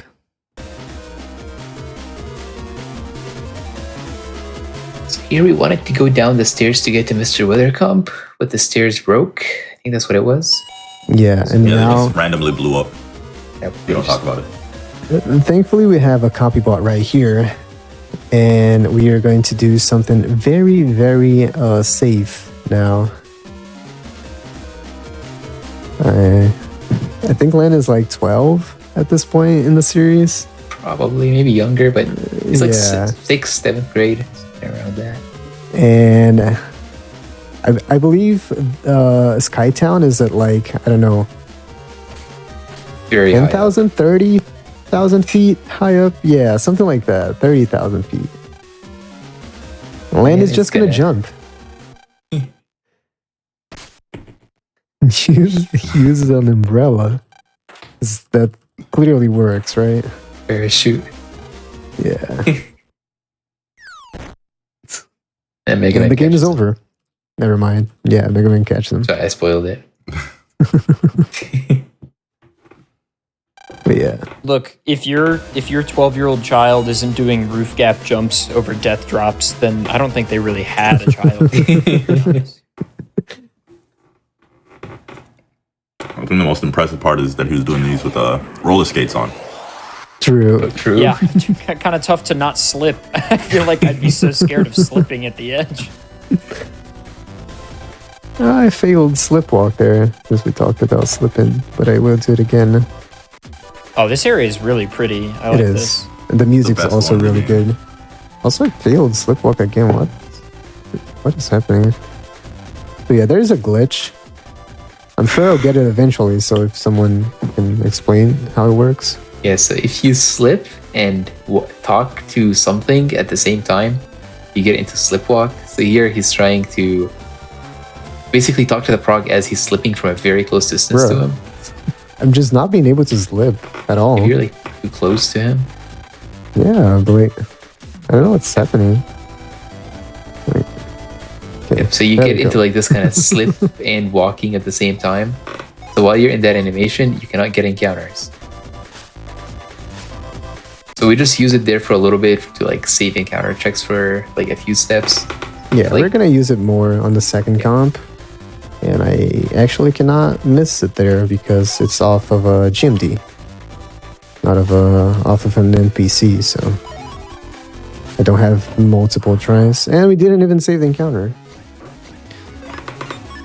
Yeah, so I see someone mentioning in chat that can you slipwalk in English? So actually in the Japanese version, if you slipwalk off of anything that gives you an item, you softlock. But in the English version, you don't softlock. So in English, you can slipwalk off of anything and you're fine. But in JP, you have to be careful of what you slipwalk into because you could potentially softlock the game. And with English, there's still a way to softlock, but it's kind of different than what you slipwalk off of. But it's more so, we can talk about it after. And I failed again. What? Where? Yeah.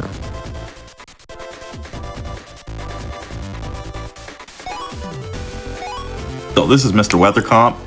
The little fun mini game with this one is you have to go up the stairs and ride the little cloud to collect the rainbow macaroni.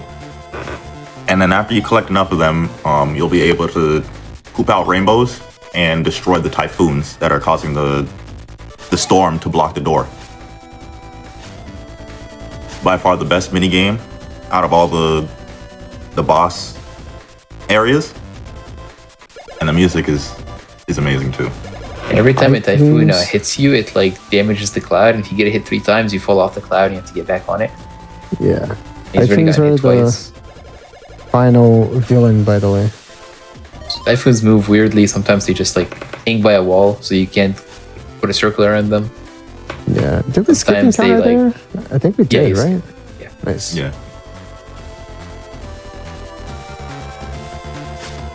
So with some slipwalking and slip running and these comps, in comp 2 and 3, you're supposed to never get encounters if everything goes correctly. In comp 1, we do something to minimize the chance, but you still can get it. There's no way to like guarantee no encounters in that one.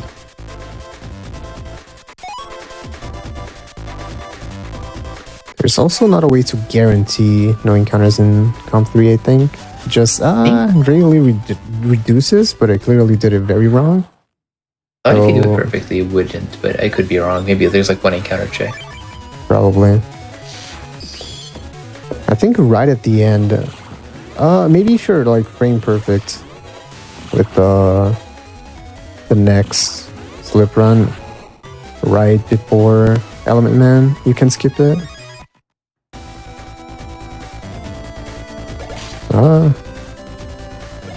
The typhoons get worse in every comp for some reason. They just start moving more and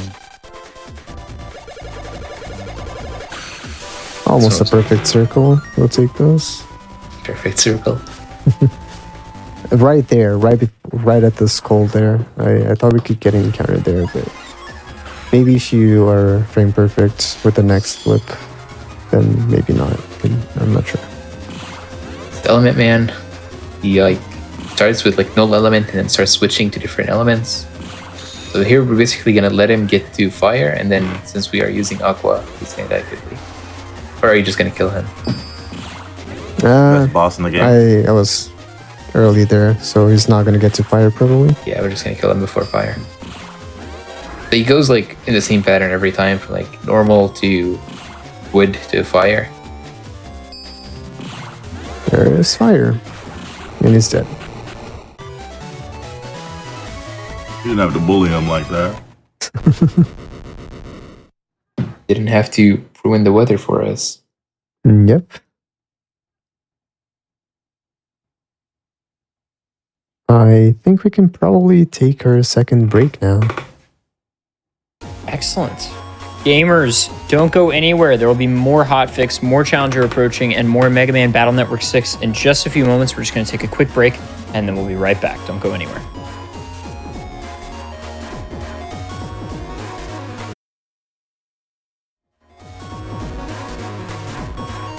Hello, everybody, and welcome back to the Games Done Quick Hotfix. This is Challenger approaching. My name is ADEF.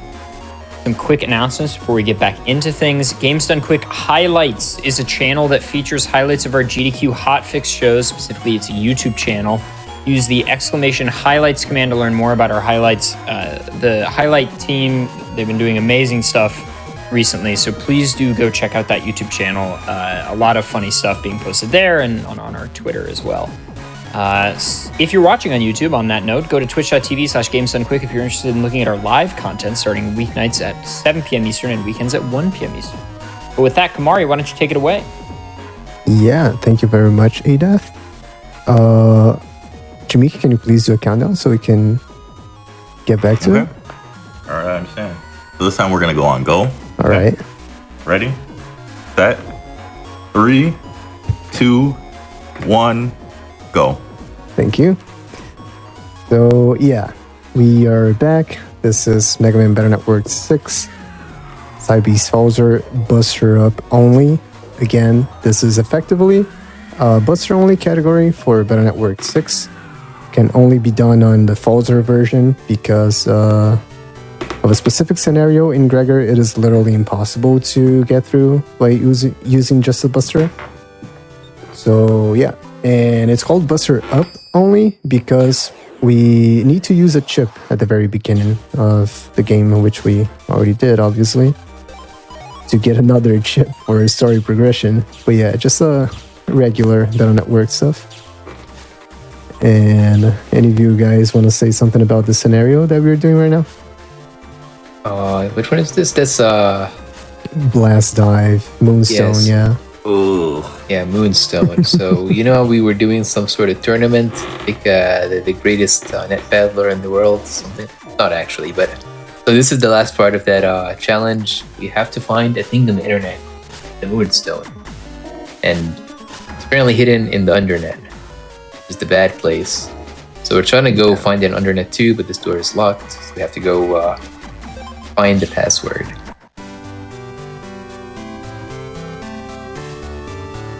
Another door. Another door, another password. No swag talk. That's literally impossible for me. My fingers can do it. I'm weak, I know. No, you're cold. That's what I'm hearing. Yeah, that is true. That is true. My fingers are very cold right now. Like 8 degrees Celsius, I think. But yeah, what do you recommend for people who want to play these games again? Honestly, I would personally recommend to play all of them if you're able to. But just be careful with Battle Network 1. It's a great game, amazing speedrun as well. But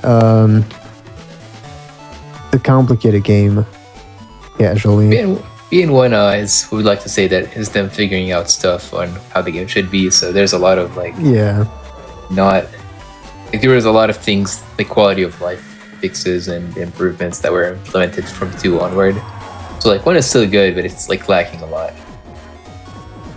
Yeah. But everything from 2 forward like has very great gameplay, and then I feel like the series doesn't have like one known best game. I feel like people have different opinions. Like all the games can be great. So probably the reason to play all of them. Check which one you prefer and which playstyle you like. Also, shout out to Team BN, if I may. Yep. Yeah. Yeah. Team BN is a great place for a lot of Battle Network content and resources. We were mostly focused on speedrun, but we are branching out a little bit. There's also a lot of Star Force content there as well and resources. So yeah. So if you're interested in any BN runs or Star Force runs, you'll probably easily find the Team BN Discord. You can go to speedruns.com and find it. If you Google Team BN, I'm pretty sure it'll pop up somewhere. There's just a lot of great people, great community. Whether you want to run the games or just like BN, you can probably find like-minded people there. I'm so upset at myself right now. I got the HP. I got no encounters up until there, but I failed the lip lock again. I don't know what's happening to me today. It's definitely cold fingers. It's such a good excuse, man. But yeah, if it weren't for Team BN, I would have never started running Battle Network games. So yeah, definitely big shout outs to them.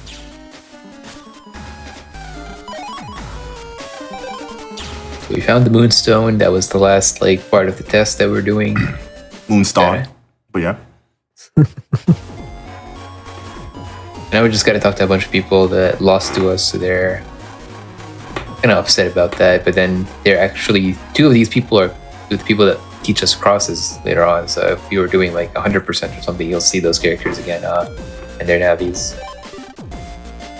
The one you'd love to see the most is the one with the drill for the haircut. You know Now his it's name, to Jimmy? BN5. I do not. I just Wow. know he is the best Navi in the game. That's good enough. Yeah, I agree with Jameek. Groundman is really, really good. I thought it was Drillman. My drillman is BN3. Yeah. It's so funny to me because you keep saying all these Robot Master names, and I've been in the classic Mega Man speedrunning community for a decade. So you're like Drillman, yeah, Mega Man Battle Network 3. In my head, I'm like, yeah, Mega Man 4.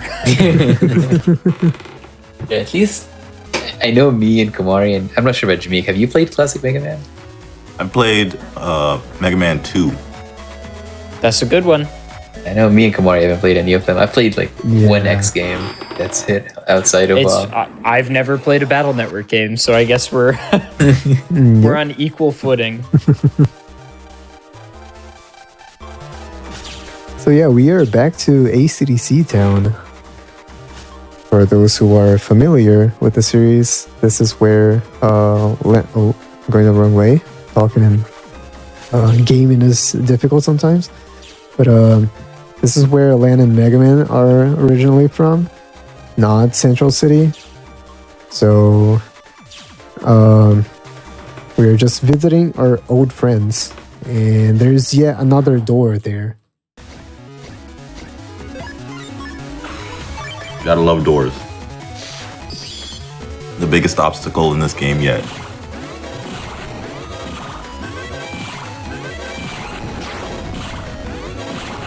All I think that trumpet thing might be my favorite enemy design so far. I also love it. it's a cool virus, but it's annoying because whenever it attacks, it like gives invulnerability to all other enemies. Yeah. So, like sometimes it's just like really annoying with its timing. It's like right before you throw a chip, and like a normal one, it just starts doing that, and you miss all your damage. It is a great virus. It's very unfortunate to get a second encounter here. Yeah. But at least we get to see another version of the trumpet virus. And This one confuses causes us. Whenever it sings, Yeah. we start moving backwards. Or like opposite. So if you move up, you move down. It's just normal confusion. Man, okay.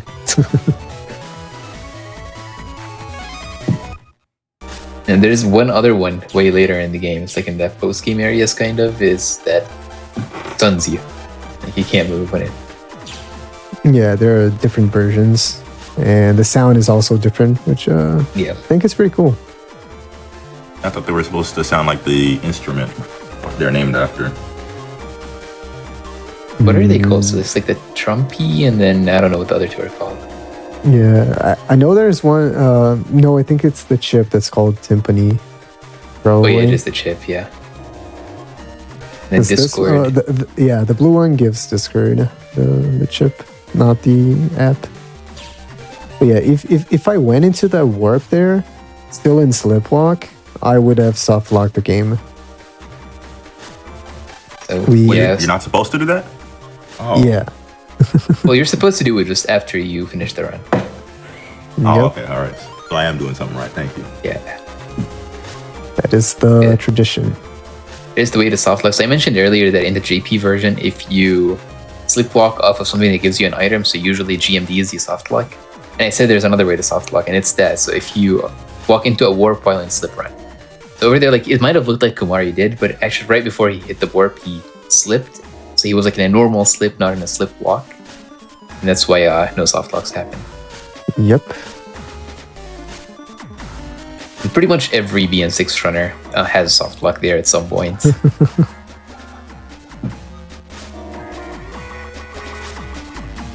So Now our old friends, got kidnapped by Blastman and Diveman. if you like Robot Masters, this is, I think the only Robot Master in a classic game that was based off of BN. It was in Mega Man 11. The only fact that I know about classic Mega Man. Yeah, there have been a handful of like quote unquote Robot Masters that aren't in like the traditional classic games that have been mentioned so far. Yeah, there's a lot of Navis that aren't like in the original games, but there's a lot that do come from them. Right, like Dive is also from Mega Man 4. That I didn't know. Oh my goodness, I didn't think we'd see him again. I was hoping.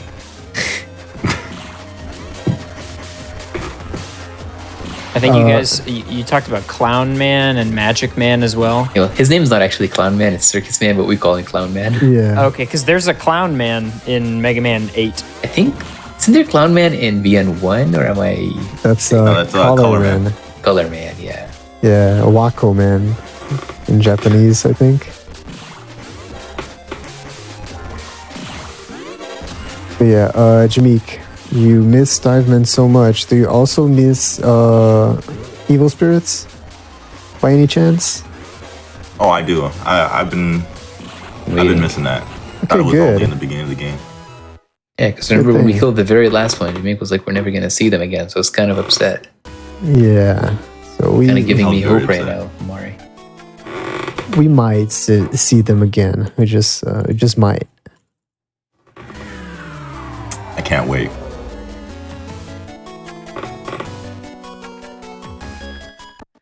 Right now, we saved our friends, but Mega Man got kidnapped once again.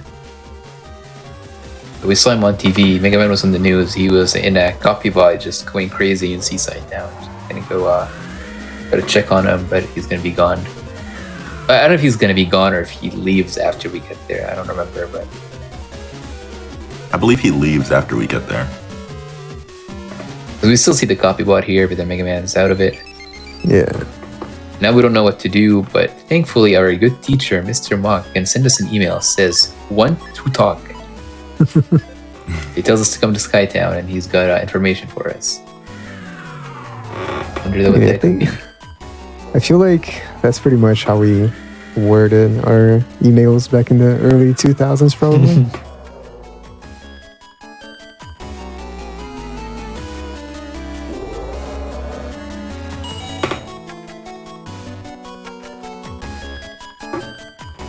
But yeah, we go back to Skytown, and this time instead of Land jumping out, it's gonna be Mr. Mock who's gonna jump.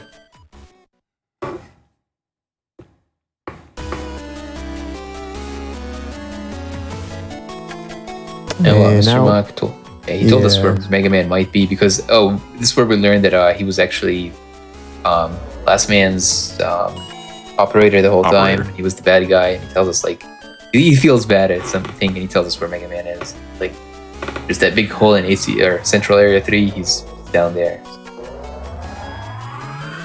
He had a change of heart. He doesn't want to be a villain anymore. So he disappeared to start his off-screen training arc. Become a better person. I respect it. And where is Mega Man again?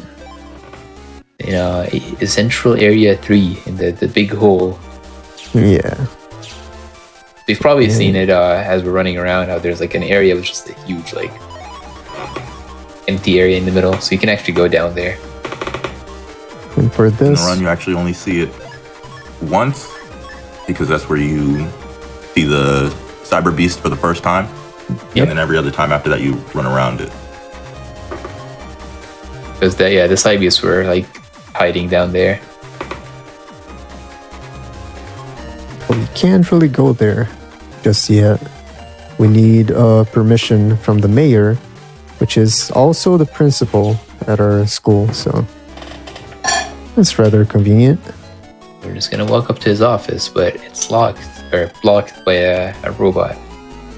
But we all know who knows how to manipulate these robots. The guy that put them in the locker, the guy that made them spit fire, supposedly. So we talked to Mick, our good friend. Yeah, and he's good gonna friend Nick. I don't know what I don't remember what he does, but he does something to have them all like jump on him. Yeah, He has his Navi go into the bulletin board and mess it up. So that Now- opens up the door. Yep, and then big plot twist. The obscure character that we saw once was actually Chad, and the principal or slash mayor was actually working with the bad guys. So yeah, big Who plot would have twist. thought? Are all adults evil in this game? We don't know yet. Now Yeah, you're that's actually... pretty good. Oh wait, Wait, go ahead. I was gonna say we have Beryl, and then I was like, wait, no. He's good. I guess your teacher? I mean, what about Lance's parents? His dad is a criminal. According to Judge 3. Everyone is a criminal according to that tree. Actually, wait. But yeah, since Jameek missed them so much, they are back. Evil spirits again. Oh my goodness. But I was this, going through withdrawals. this time, instead of 6 areas with evil spirits, we get only 2, so not as bad. Unfortunate. I see them less this time. Dang. But they're like slightly bigger areas, so that makes up. Yeah.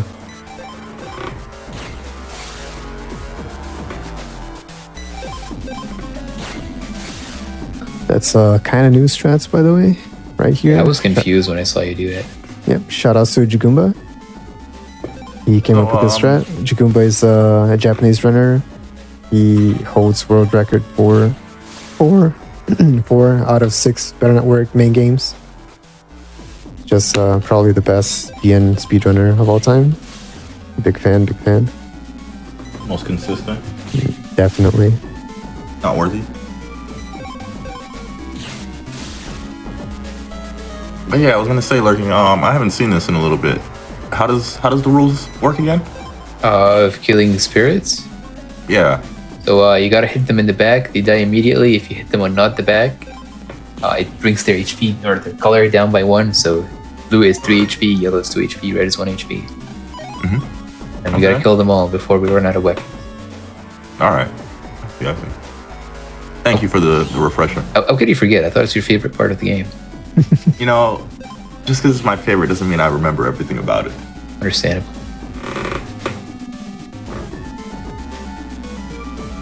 So for Underground 2, it's actually like the only area where you have to like normally you have to like think a lot because you're kind of tight on weapons. Like if you do it correctly, you'll Yeah. have one thing left. So you have to kind of do everything correctly in order to actually make it. Well, in the other areas, you can mess up and still be okay. Yeah, this area you can absolutely not mess up.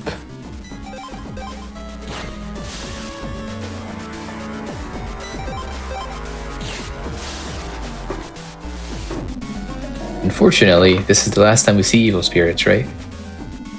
Yes. Oh, Yes. I mean, yes. Is it? it is. It I is. hope so. We are pretty close to the end of the game, actually. After this, what is there? 5 bosses? What was that? Yeah. Yeah, it's the boss rush basically. Yeah, under BBS and Yes. Boss Rush. And talking to people because, yeah. Being 6 We don't do enough special. of that.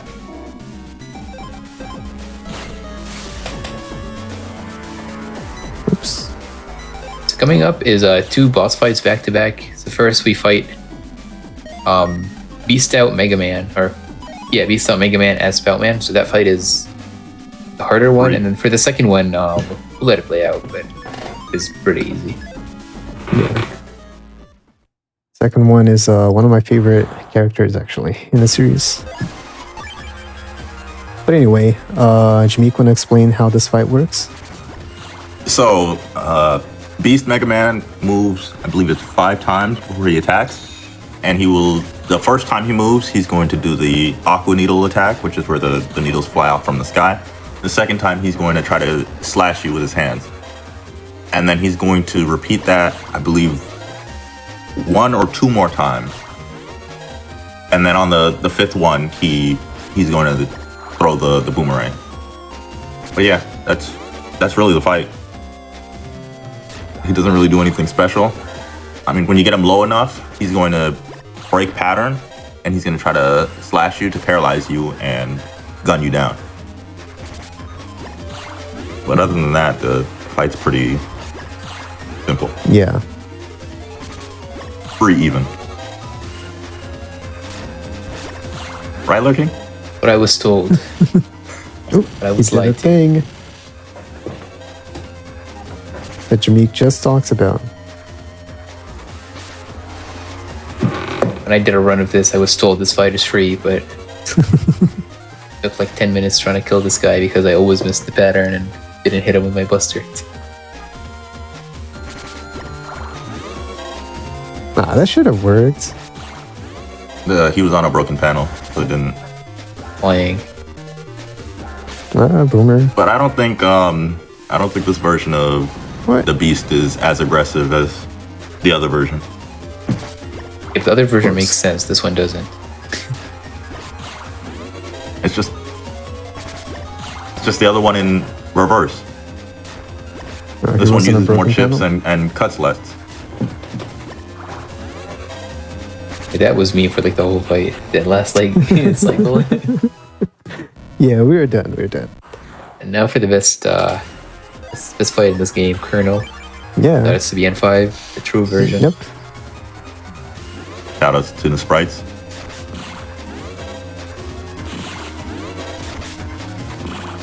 That was close. Is Colonel in any other like non-Battle Network games, or is he a Battle Network exclusive? Yeah, no, he is in I'm not sure which game, but he definitely in another Mega Man game. I don't think he's in Classic Series, but it might be Zero X series. or X. I think it's X4. That would make sense. He has a sword. That's a very X4 thing. I'm almost getting the pattern, the AI loop. But You the can timing AI is, loop him. yeah, but the timing is extremely tight. Like,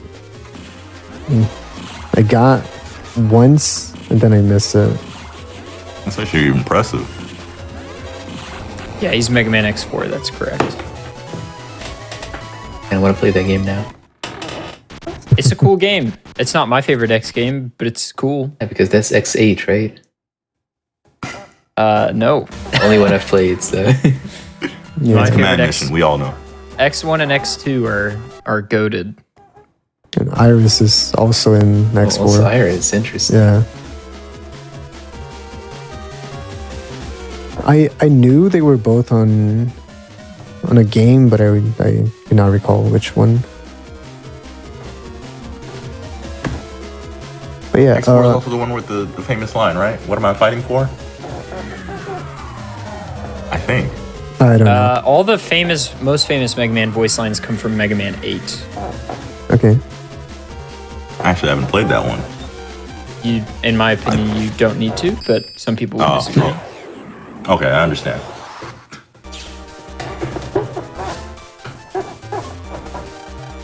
What am I fighting for is X4. Yeah, it's Zero that says that.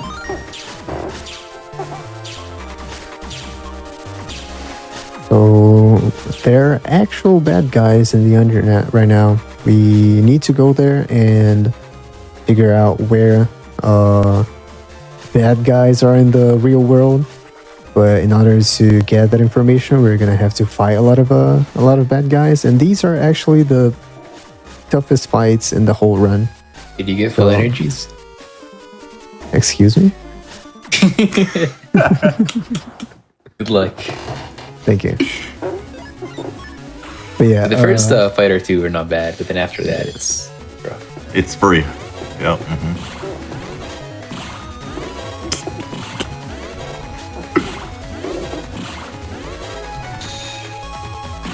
I really wanted to get that guy before he used his chip. Yeah, that would have been like 3 extra charge shots if he used it. Yeah, that was my only focus in that fight. This fight can be a little bit annoying because Killer Eye actually has a lot of HP. Yeah. And he's an Elec virus. Well, not an Elec virus, but he does an Elec attack. So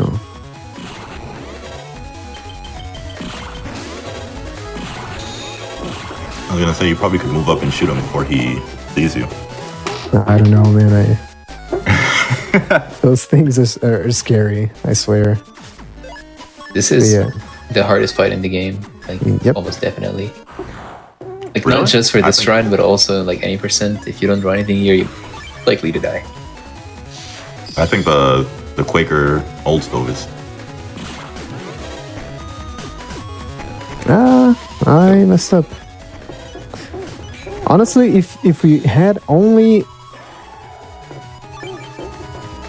pulse bulbs, like 3 pulse bulbs even, this fight would be much better.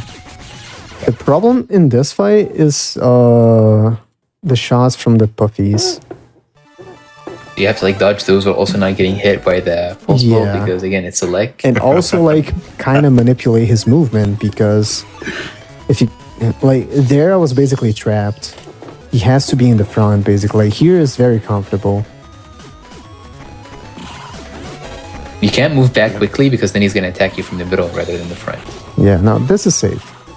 This is good now. When you get rid of either the puffer fishes or the other guy, then after that it's Yeah, that is what I wanted to do last time, but unfortunately I went to the back too quickly. So I'm gonna say if he runs into you, will that decross you as well? yes. yes. Okay.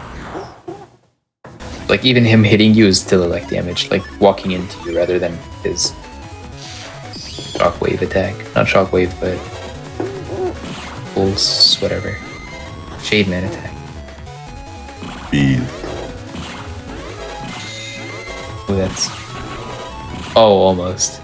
So when the Yeah. stove dies, he actually damages everything around him, and that kills the bees.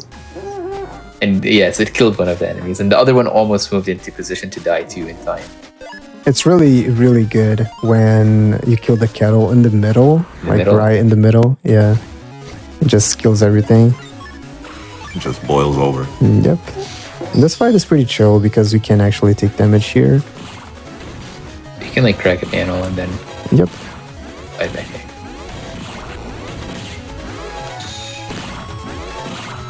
Wow, this is how this fight's supposed to go? Yeah. I've seen some other iterations of it. It didn't end so well. I wonder when and in whose run.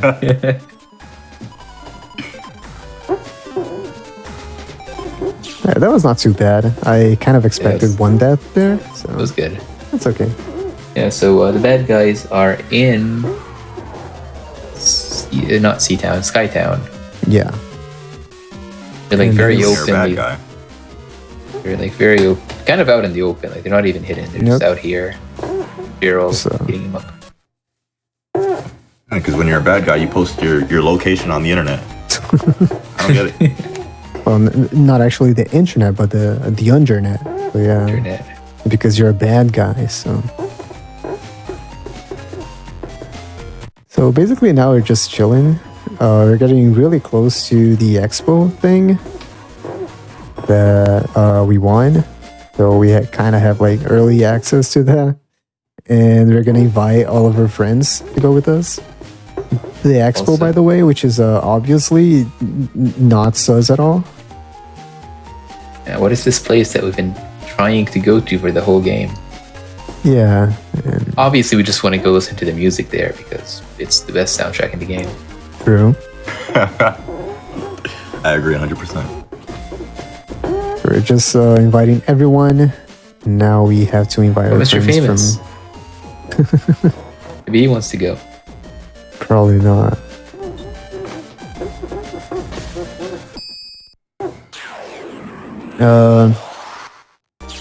So now we have So- to invite our old friends as well. In ACDC. We just go over the internet, and hopefully, I did not. Got Proto Man here. Dude, what is happening? Both fingers.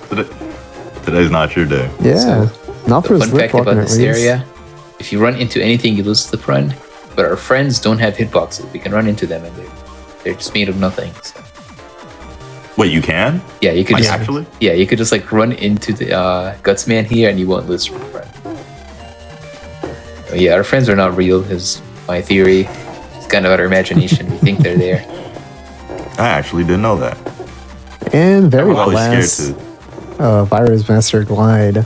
We usually get an encounter there because we can't really get an encounter while in Slipwalk, but we can get encounters when right when we break it.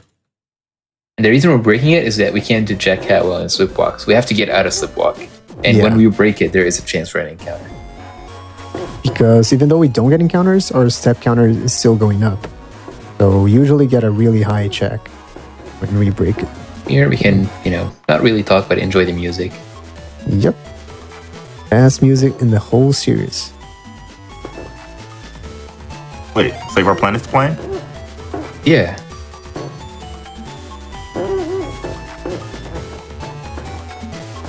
What we call the 7-second loop, even though it's like 8.5 or something. I think it's 9. Or Yeah. 9, yeah. We call it 7-second loop, but it's definitely more than 7 seconds. But that is the whole soundtrack, and it just loops.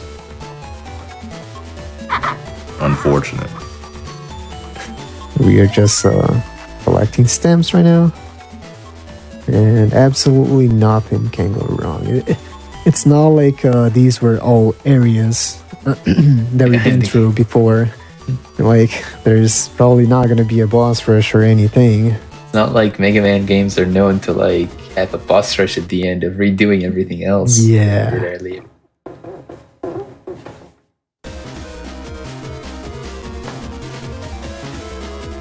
Alright, so bad stuff happened. Our friends were kidnapped again, and they used all of those copy bots to have bad navies in them. So there are a lot of bad navies everywhere now in the overworld. Including our house. Yep.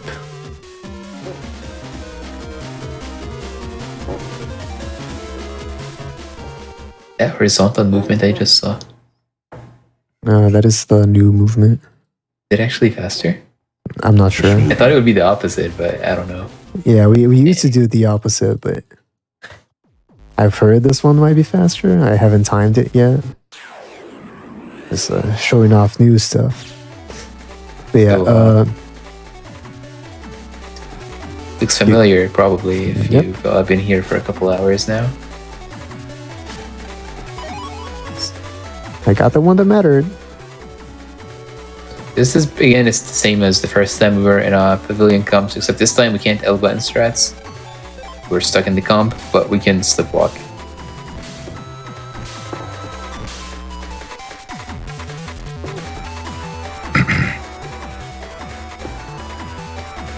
So yeah, we are gonna try to keep Slipwalk for as long as possible, hopefully until the end of the comp. And we are just not gonna get encounters because of this.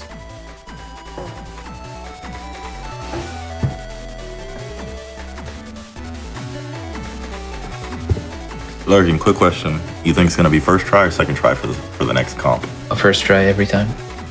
Okay. Yeah. It's been a long time since I last done a regular, the thing, It's easy. for comp 2 because of 100% where I need to pick up GMD. And you can pick up GMDs if it helps you. It does not. I feel like It's it makes actually it worse. Yeah. Yeah. But yeah, what kind of fish do you guys think it's going to be the last one? I think it's going to be a The answer might surprise you. alligator. All right, I like that one. I want to What hear about you, ADEF's Nick? guess because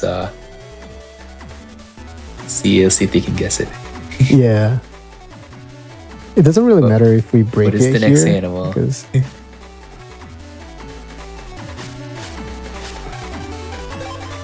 it is. Everyone's favorite guy. The aquarium director or something. Yep. Very Since nice animal. comp, the best comp.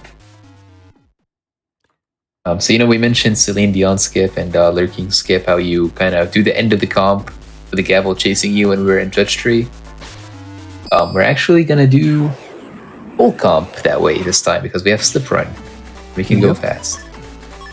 We call this the gavel skip. Good luck. Thank you. It's probably the hardest trick in the game, and also the coolest, in my opinion. The reason we're doing this is that we can get encounters. Okay. I don't think I've ever gotten caught in that specific corner. Yeah, something new for sure. This is the reason this is really hard is that there's many things that go into it. So the corners are actually really annoying and you could get stuck on them. So they made it like that so you don't accidentally step on the wrong square when you want Again, to. the same corner? I've literally never seen this. And the other thing about this is that you can't get too far ahead of the gavel. Because if you do, he kind of cuts in front of you rather than walking behind you. He kind of like goes at an angle and catches you. So you need to kind of slow yourself down enough, but not too much. Wait, I don't know what's happening in that corner there. I'm getting caught there every time. And I'm just doing my regular movement. I've never gotten caught in that corner there. Sometimes when you try to slip, you just get caught in some of the corners and you don't actually slip. Like you listen to the sound of the slip, but you don't actually slip. I think it has to do with like the very weird hitboxes of the floor in this area. Yeah.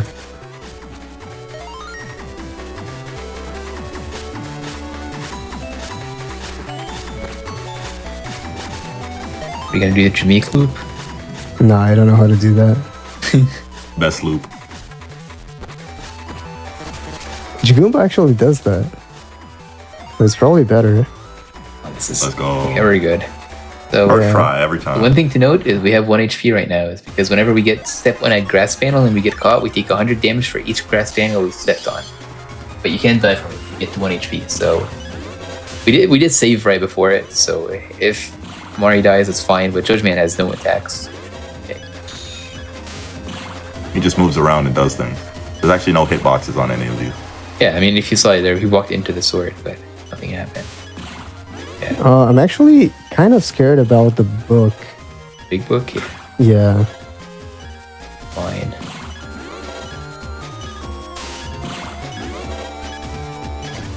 This big book.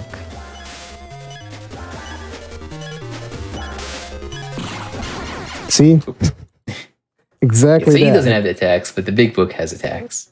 Yeah, the big book is a problem, and we don't usually see that book when doing like any percent because we usually just have a better strat for finding him rather than just going very slow with the buster. So we just kill him before he has enough HP to do that anyway. So I just have to do this again.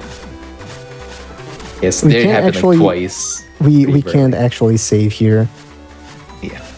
while doing this. So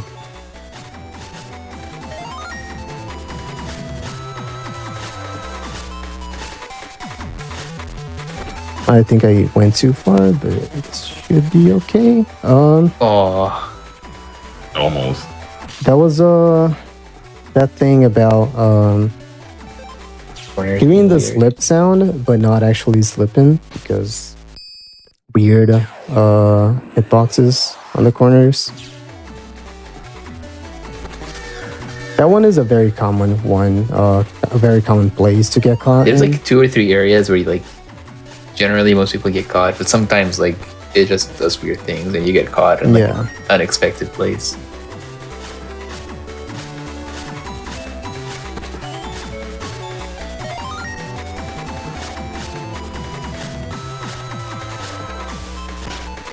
Like this, for example. I've never seen the gavel do it like that. The Gavel's AI is very weird. Like as I mentioned earlier, like we try to slow ourselves down a little bit, so you can have like consistent movement. But sometimes he just like takes a slight turn for some reason that usually he doesn't. Yeah.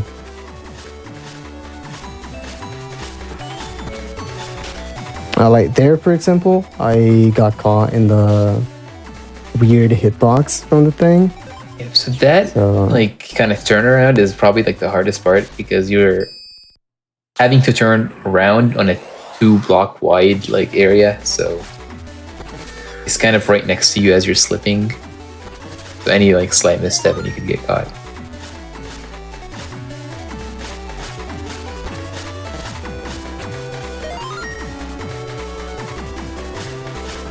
Gavo's the true final boss is honestly not incorrect. Like generally, if you're doing runs, I personally disagree. Even though I'm suffering a lot here, I personally disagree because of typhoons. Okay, I guess typhoons are bad too, but generally, like when you get past this, like you get a huge relief. Like okay, like I'm mostly safe now. There's like maybe one more scary thing. I think typhoons cooperate at least 70% of the time. I disagree on that. They never cooperate. You just find them in a corner and they won't stop moving. Yep. Or they keep moving that you can't. So hero should be good. 300 HP is 300 very HP safe. should be fine for this. This should be okay.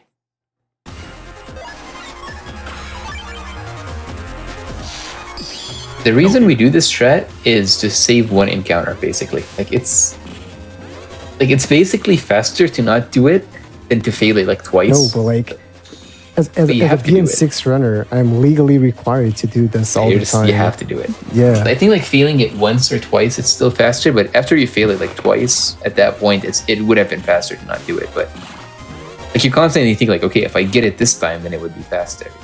Thinking like what the marginal time was.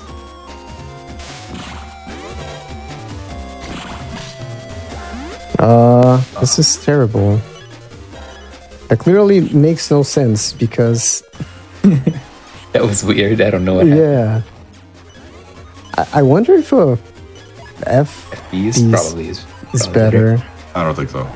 You don't think so? Because you're gonna hit the book. Like you just break the book. Does the book break? It does. Yeah. Oh, huh?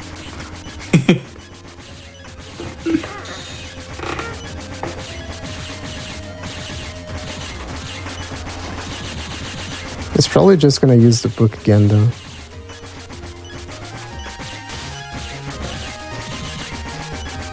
Yeah. This is so good for the big book actually. There we go. First try every so time. Good for the big book. Now, Lurky, I have another question.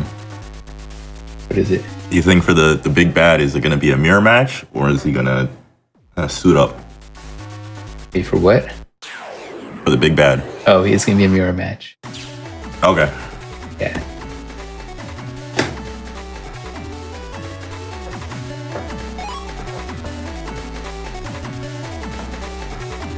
Oh, look at us. Pavilion 3.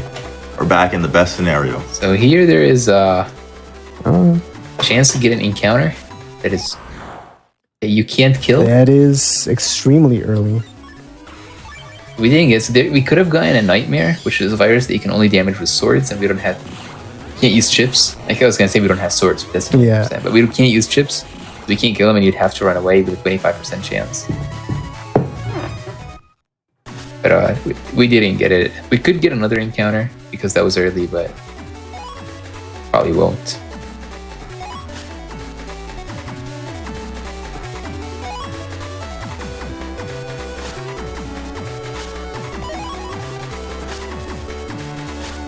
I'm thinking about checking out before Element Man because I got an extremely early encounter. That'd be the play, for sure. I think it's very likely for me to get another one if I just... Yeah, that was unfortunate. The thing with Typhoons is that sometimes you can get them if you go like... If you hug the corner like that, if you hug the wall like that, but sometimes you don't. Like, right now he was clearly much further than the wall than last time, but...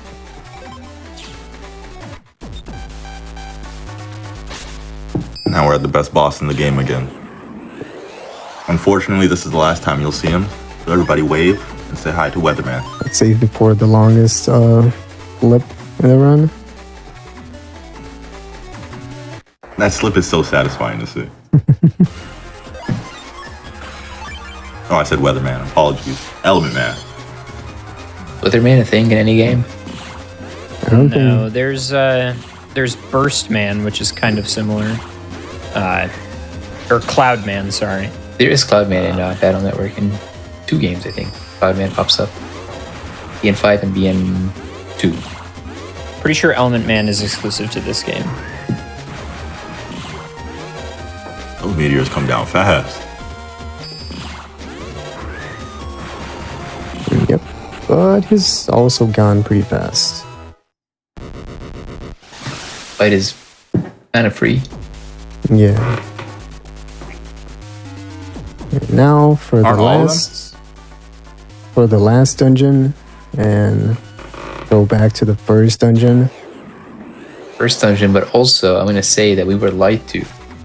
We're told that there's no more evil spirits. They're back? They're right here. Oh. You love to see them. Evil spirit right there. It's a different form of evil spirits. This time around, we just fight them. Yeah, this time they're a virus.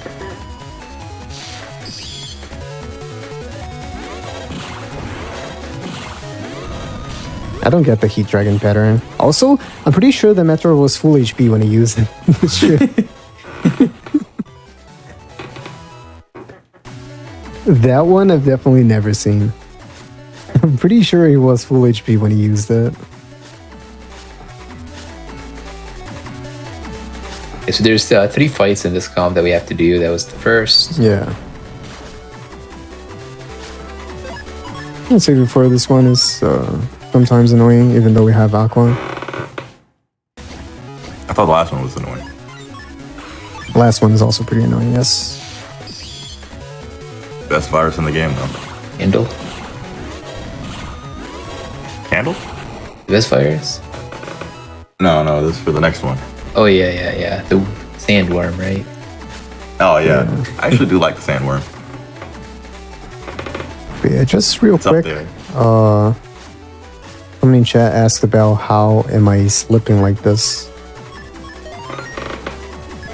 And the reason is Navica's program, as some people already answered. It's called Slip Run. We got it from a quiz we did in a seaside area, or a seaside town. And basically, we naturally run now without needing to hold B. And when we press B, we slip at a faster speed than running. I'm gonna save just because.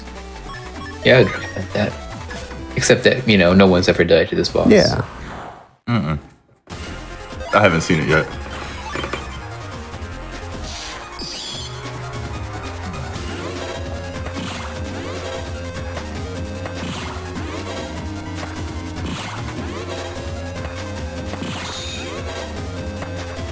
So, Turkisman is basically the same as before. He's just faster and does more attacks. Like instead of clapping just one, he does it 3 times.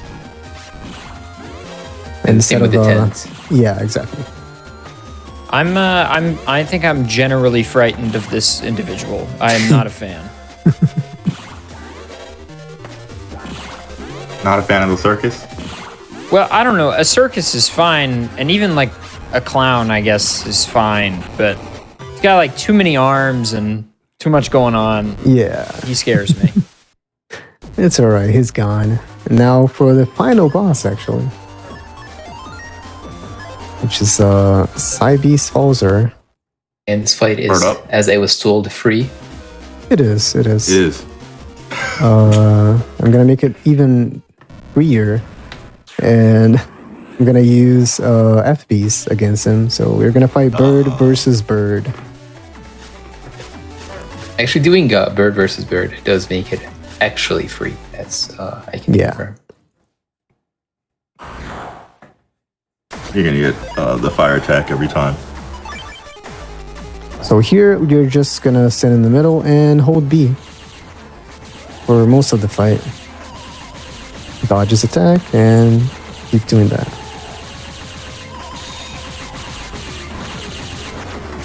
time is when his HP reaches 0. So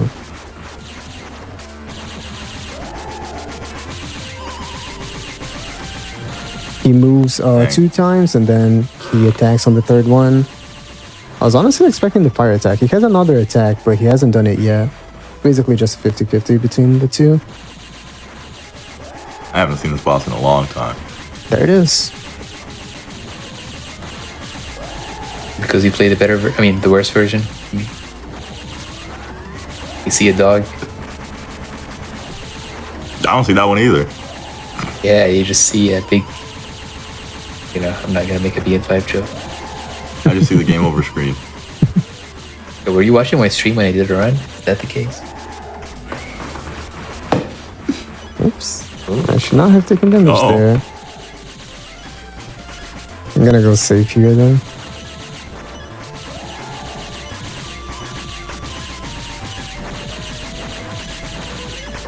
Almost there. Yep. Dodge the pellets.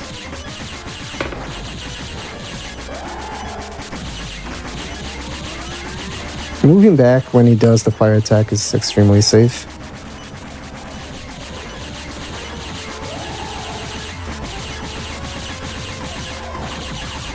Should be there now.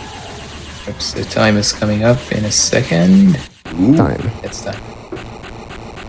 GG Komari. Everybody in chat, please get your claps out. Let's clap for Komari. And please do follow Komari on Twitch, twitch.tv/Komari_. It will be in the chat. Thank you Nice very work. much. Komari, how do you feel about the run? I feel really good. This is actually world record by almost 20 minutes, right, Lurkin? Yeah, it's world record by 20 minutes. Yeah. Technically not RTA. Yeah. Even Technically RTA, not even a- if you count the breaks, it's still world record. So if you take this Yeah. RTA, it is still world record, including the 2 That's breaks. so good. That's so good. Yeah. Unfortunately, we're a little over time, so I'm going to rush us just a little bit here. All but right. any final words from any of the three of you? Just shout outs to Speedrunners Brazil. Shout outs to Team BN, of course. And thanks for having me. And again, sorry about all those failed gavel skips. Oh, no. But yeah, Thanks for coming on. I had a great time. It was amazing. Thanks a lot. Good. I'm glad. And Jameek, lurking? Nothing from me, just thank you for having us. Yeah. I just want to say shout outs to Spoutman, shout outs to Falzar, Bird Up, and everybody play BN6 Falzar. It's a great game. Phenomenal speed run. There's enough Greyguard runners. Yeah. Excellent. Well, gamers, thank you so much for joining for yet another episode of Challenger Approaching. I have been ADEF. Some quick announcements to close us out here, but there will be more GDQ after this, just so you know. Stay tuned after this show for Legally Cute, a show all about cute and cozy speedruns. So don't go anywhere. After the brief break that's about to come up, there will be more hotfix and more speedrunning content, so don't leave. But also, SGDQ 2022 is coming up at the end of June, so go to gamesdonequick.com for more info about the event. Registration is capped, and a reminder, if you did register, please remember to update your vaccine information on the site by May 23rd. And your subs, gift subs, Prime Gaming subs, and bits help support weekly hotfix content. Please consider supporting our daily content if you enjoy these hotfix shows. Gamers, thank you so much, as always, for dropping in on Challenger Approaching, and stick around for Legally Cute right after this.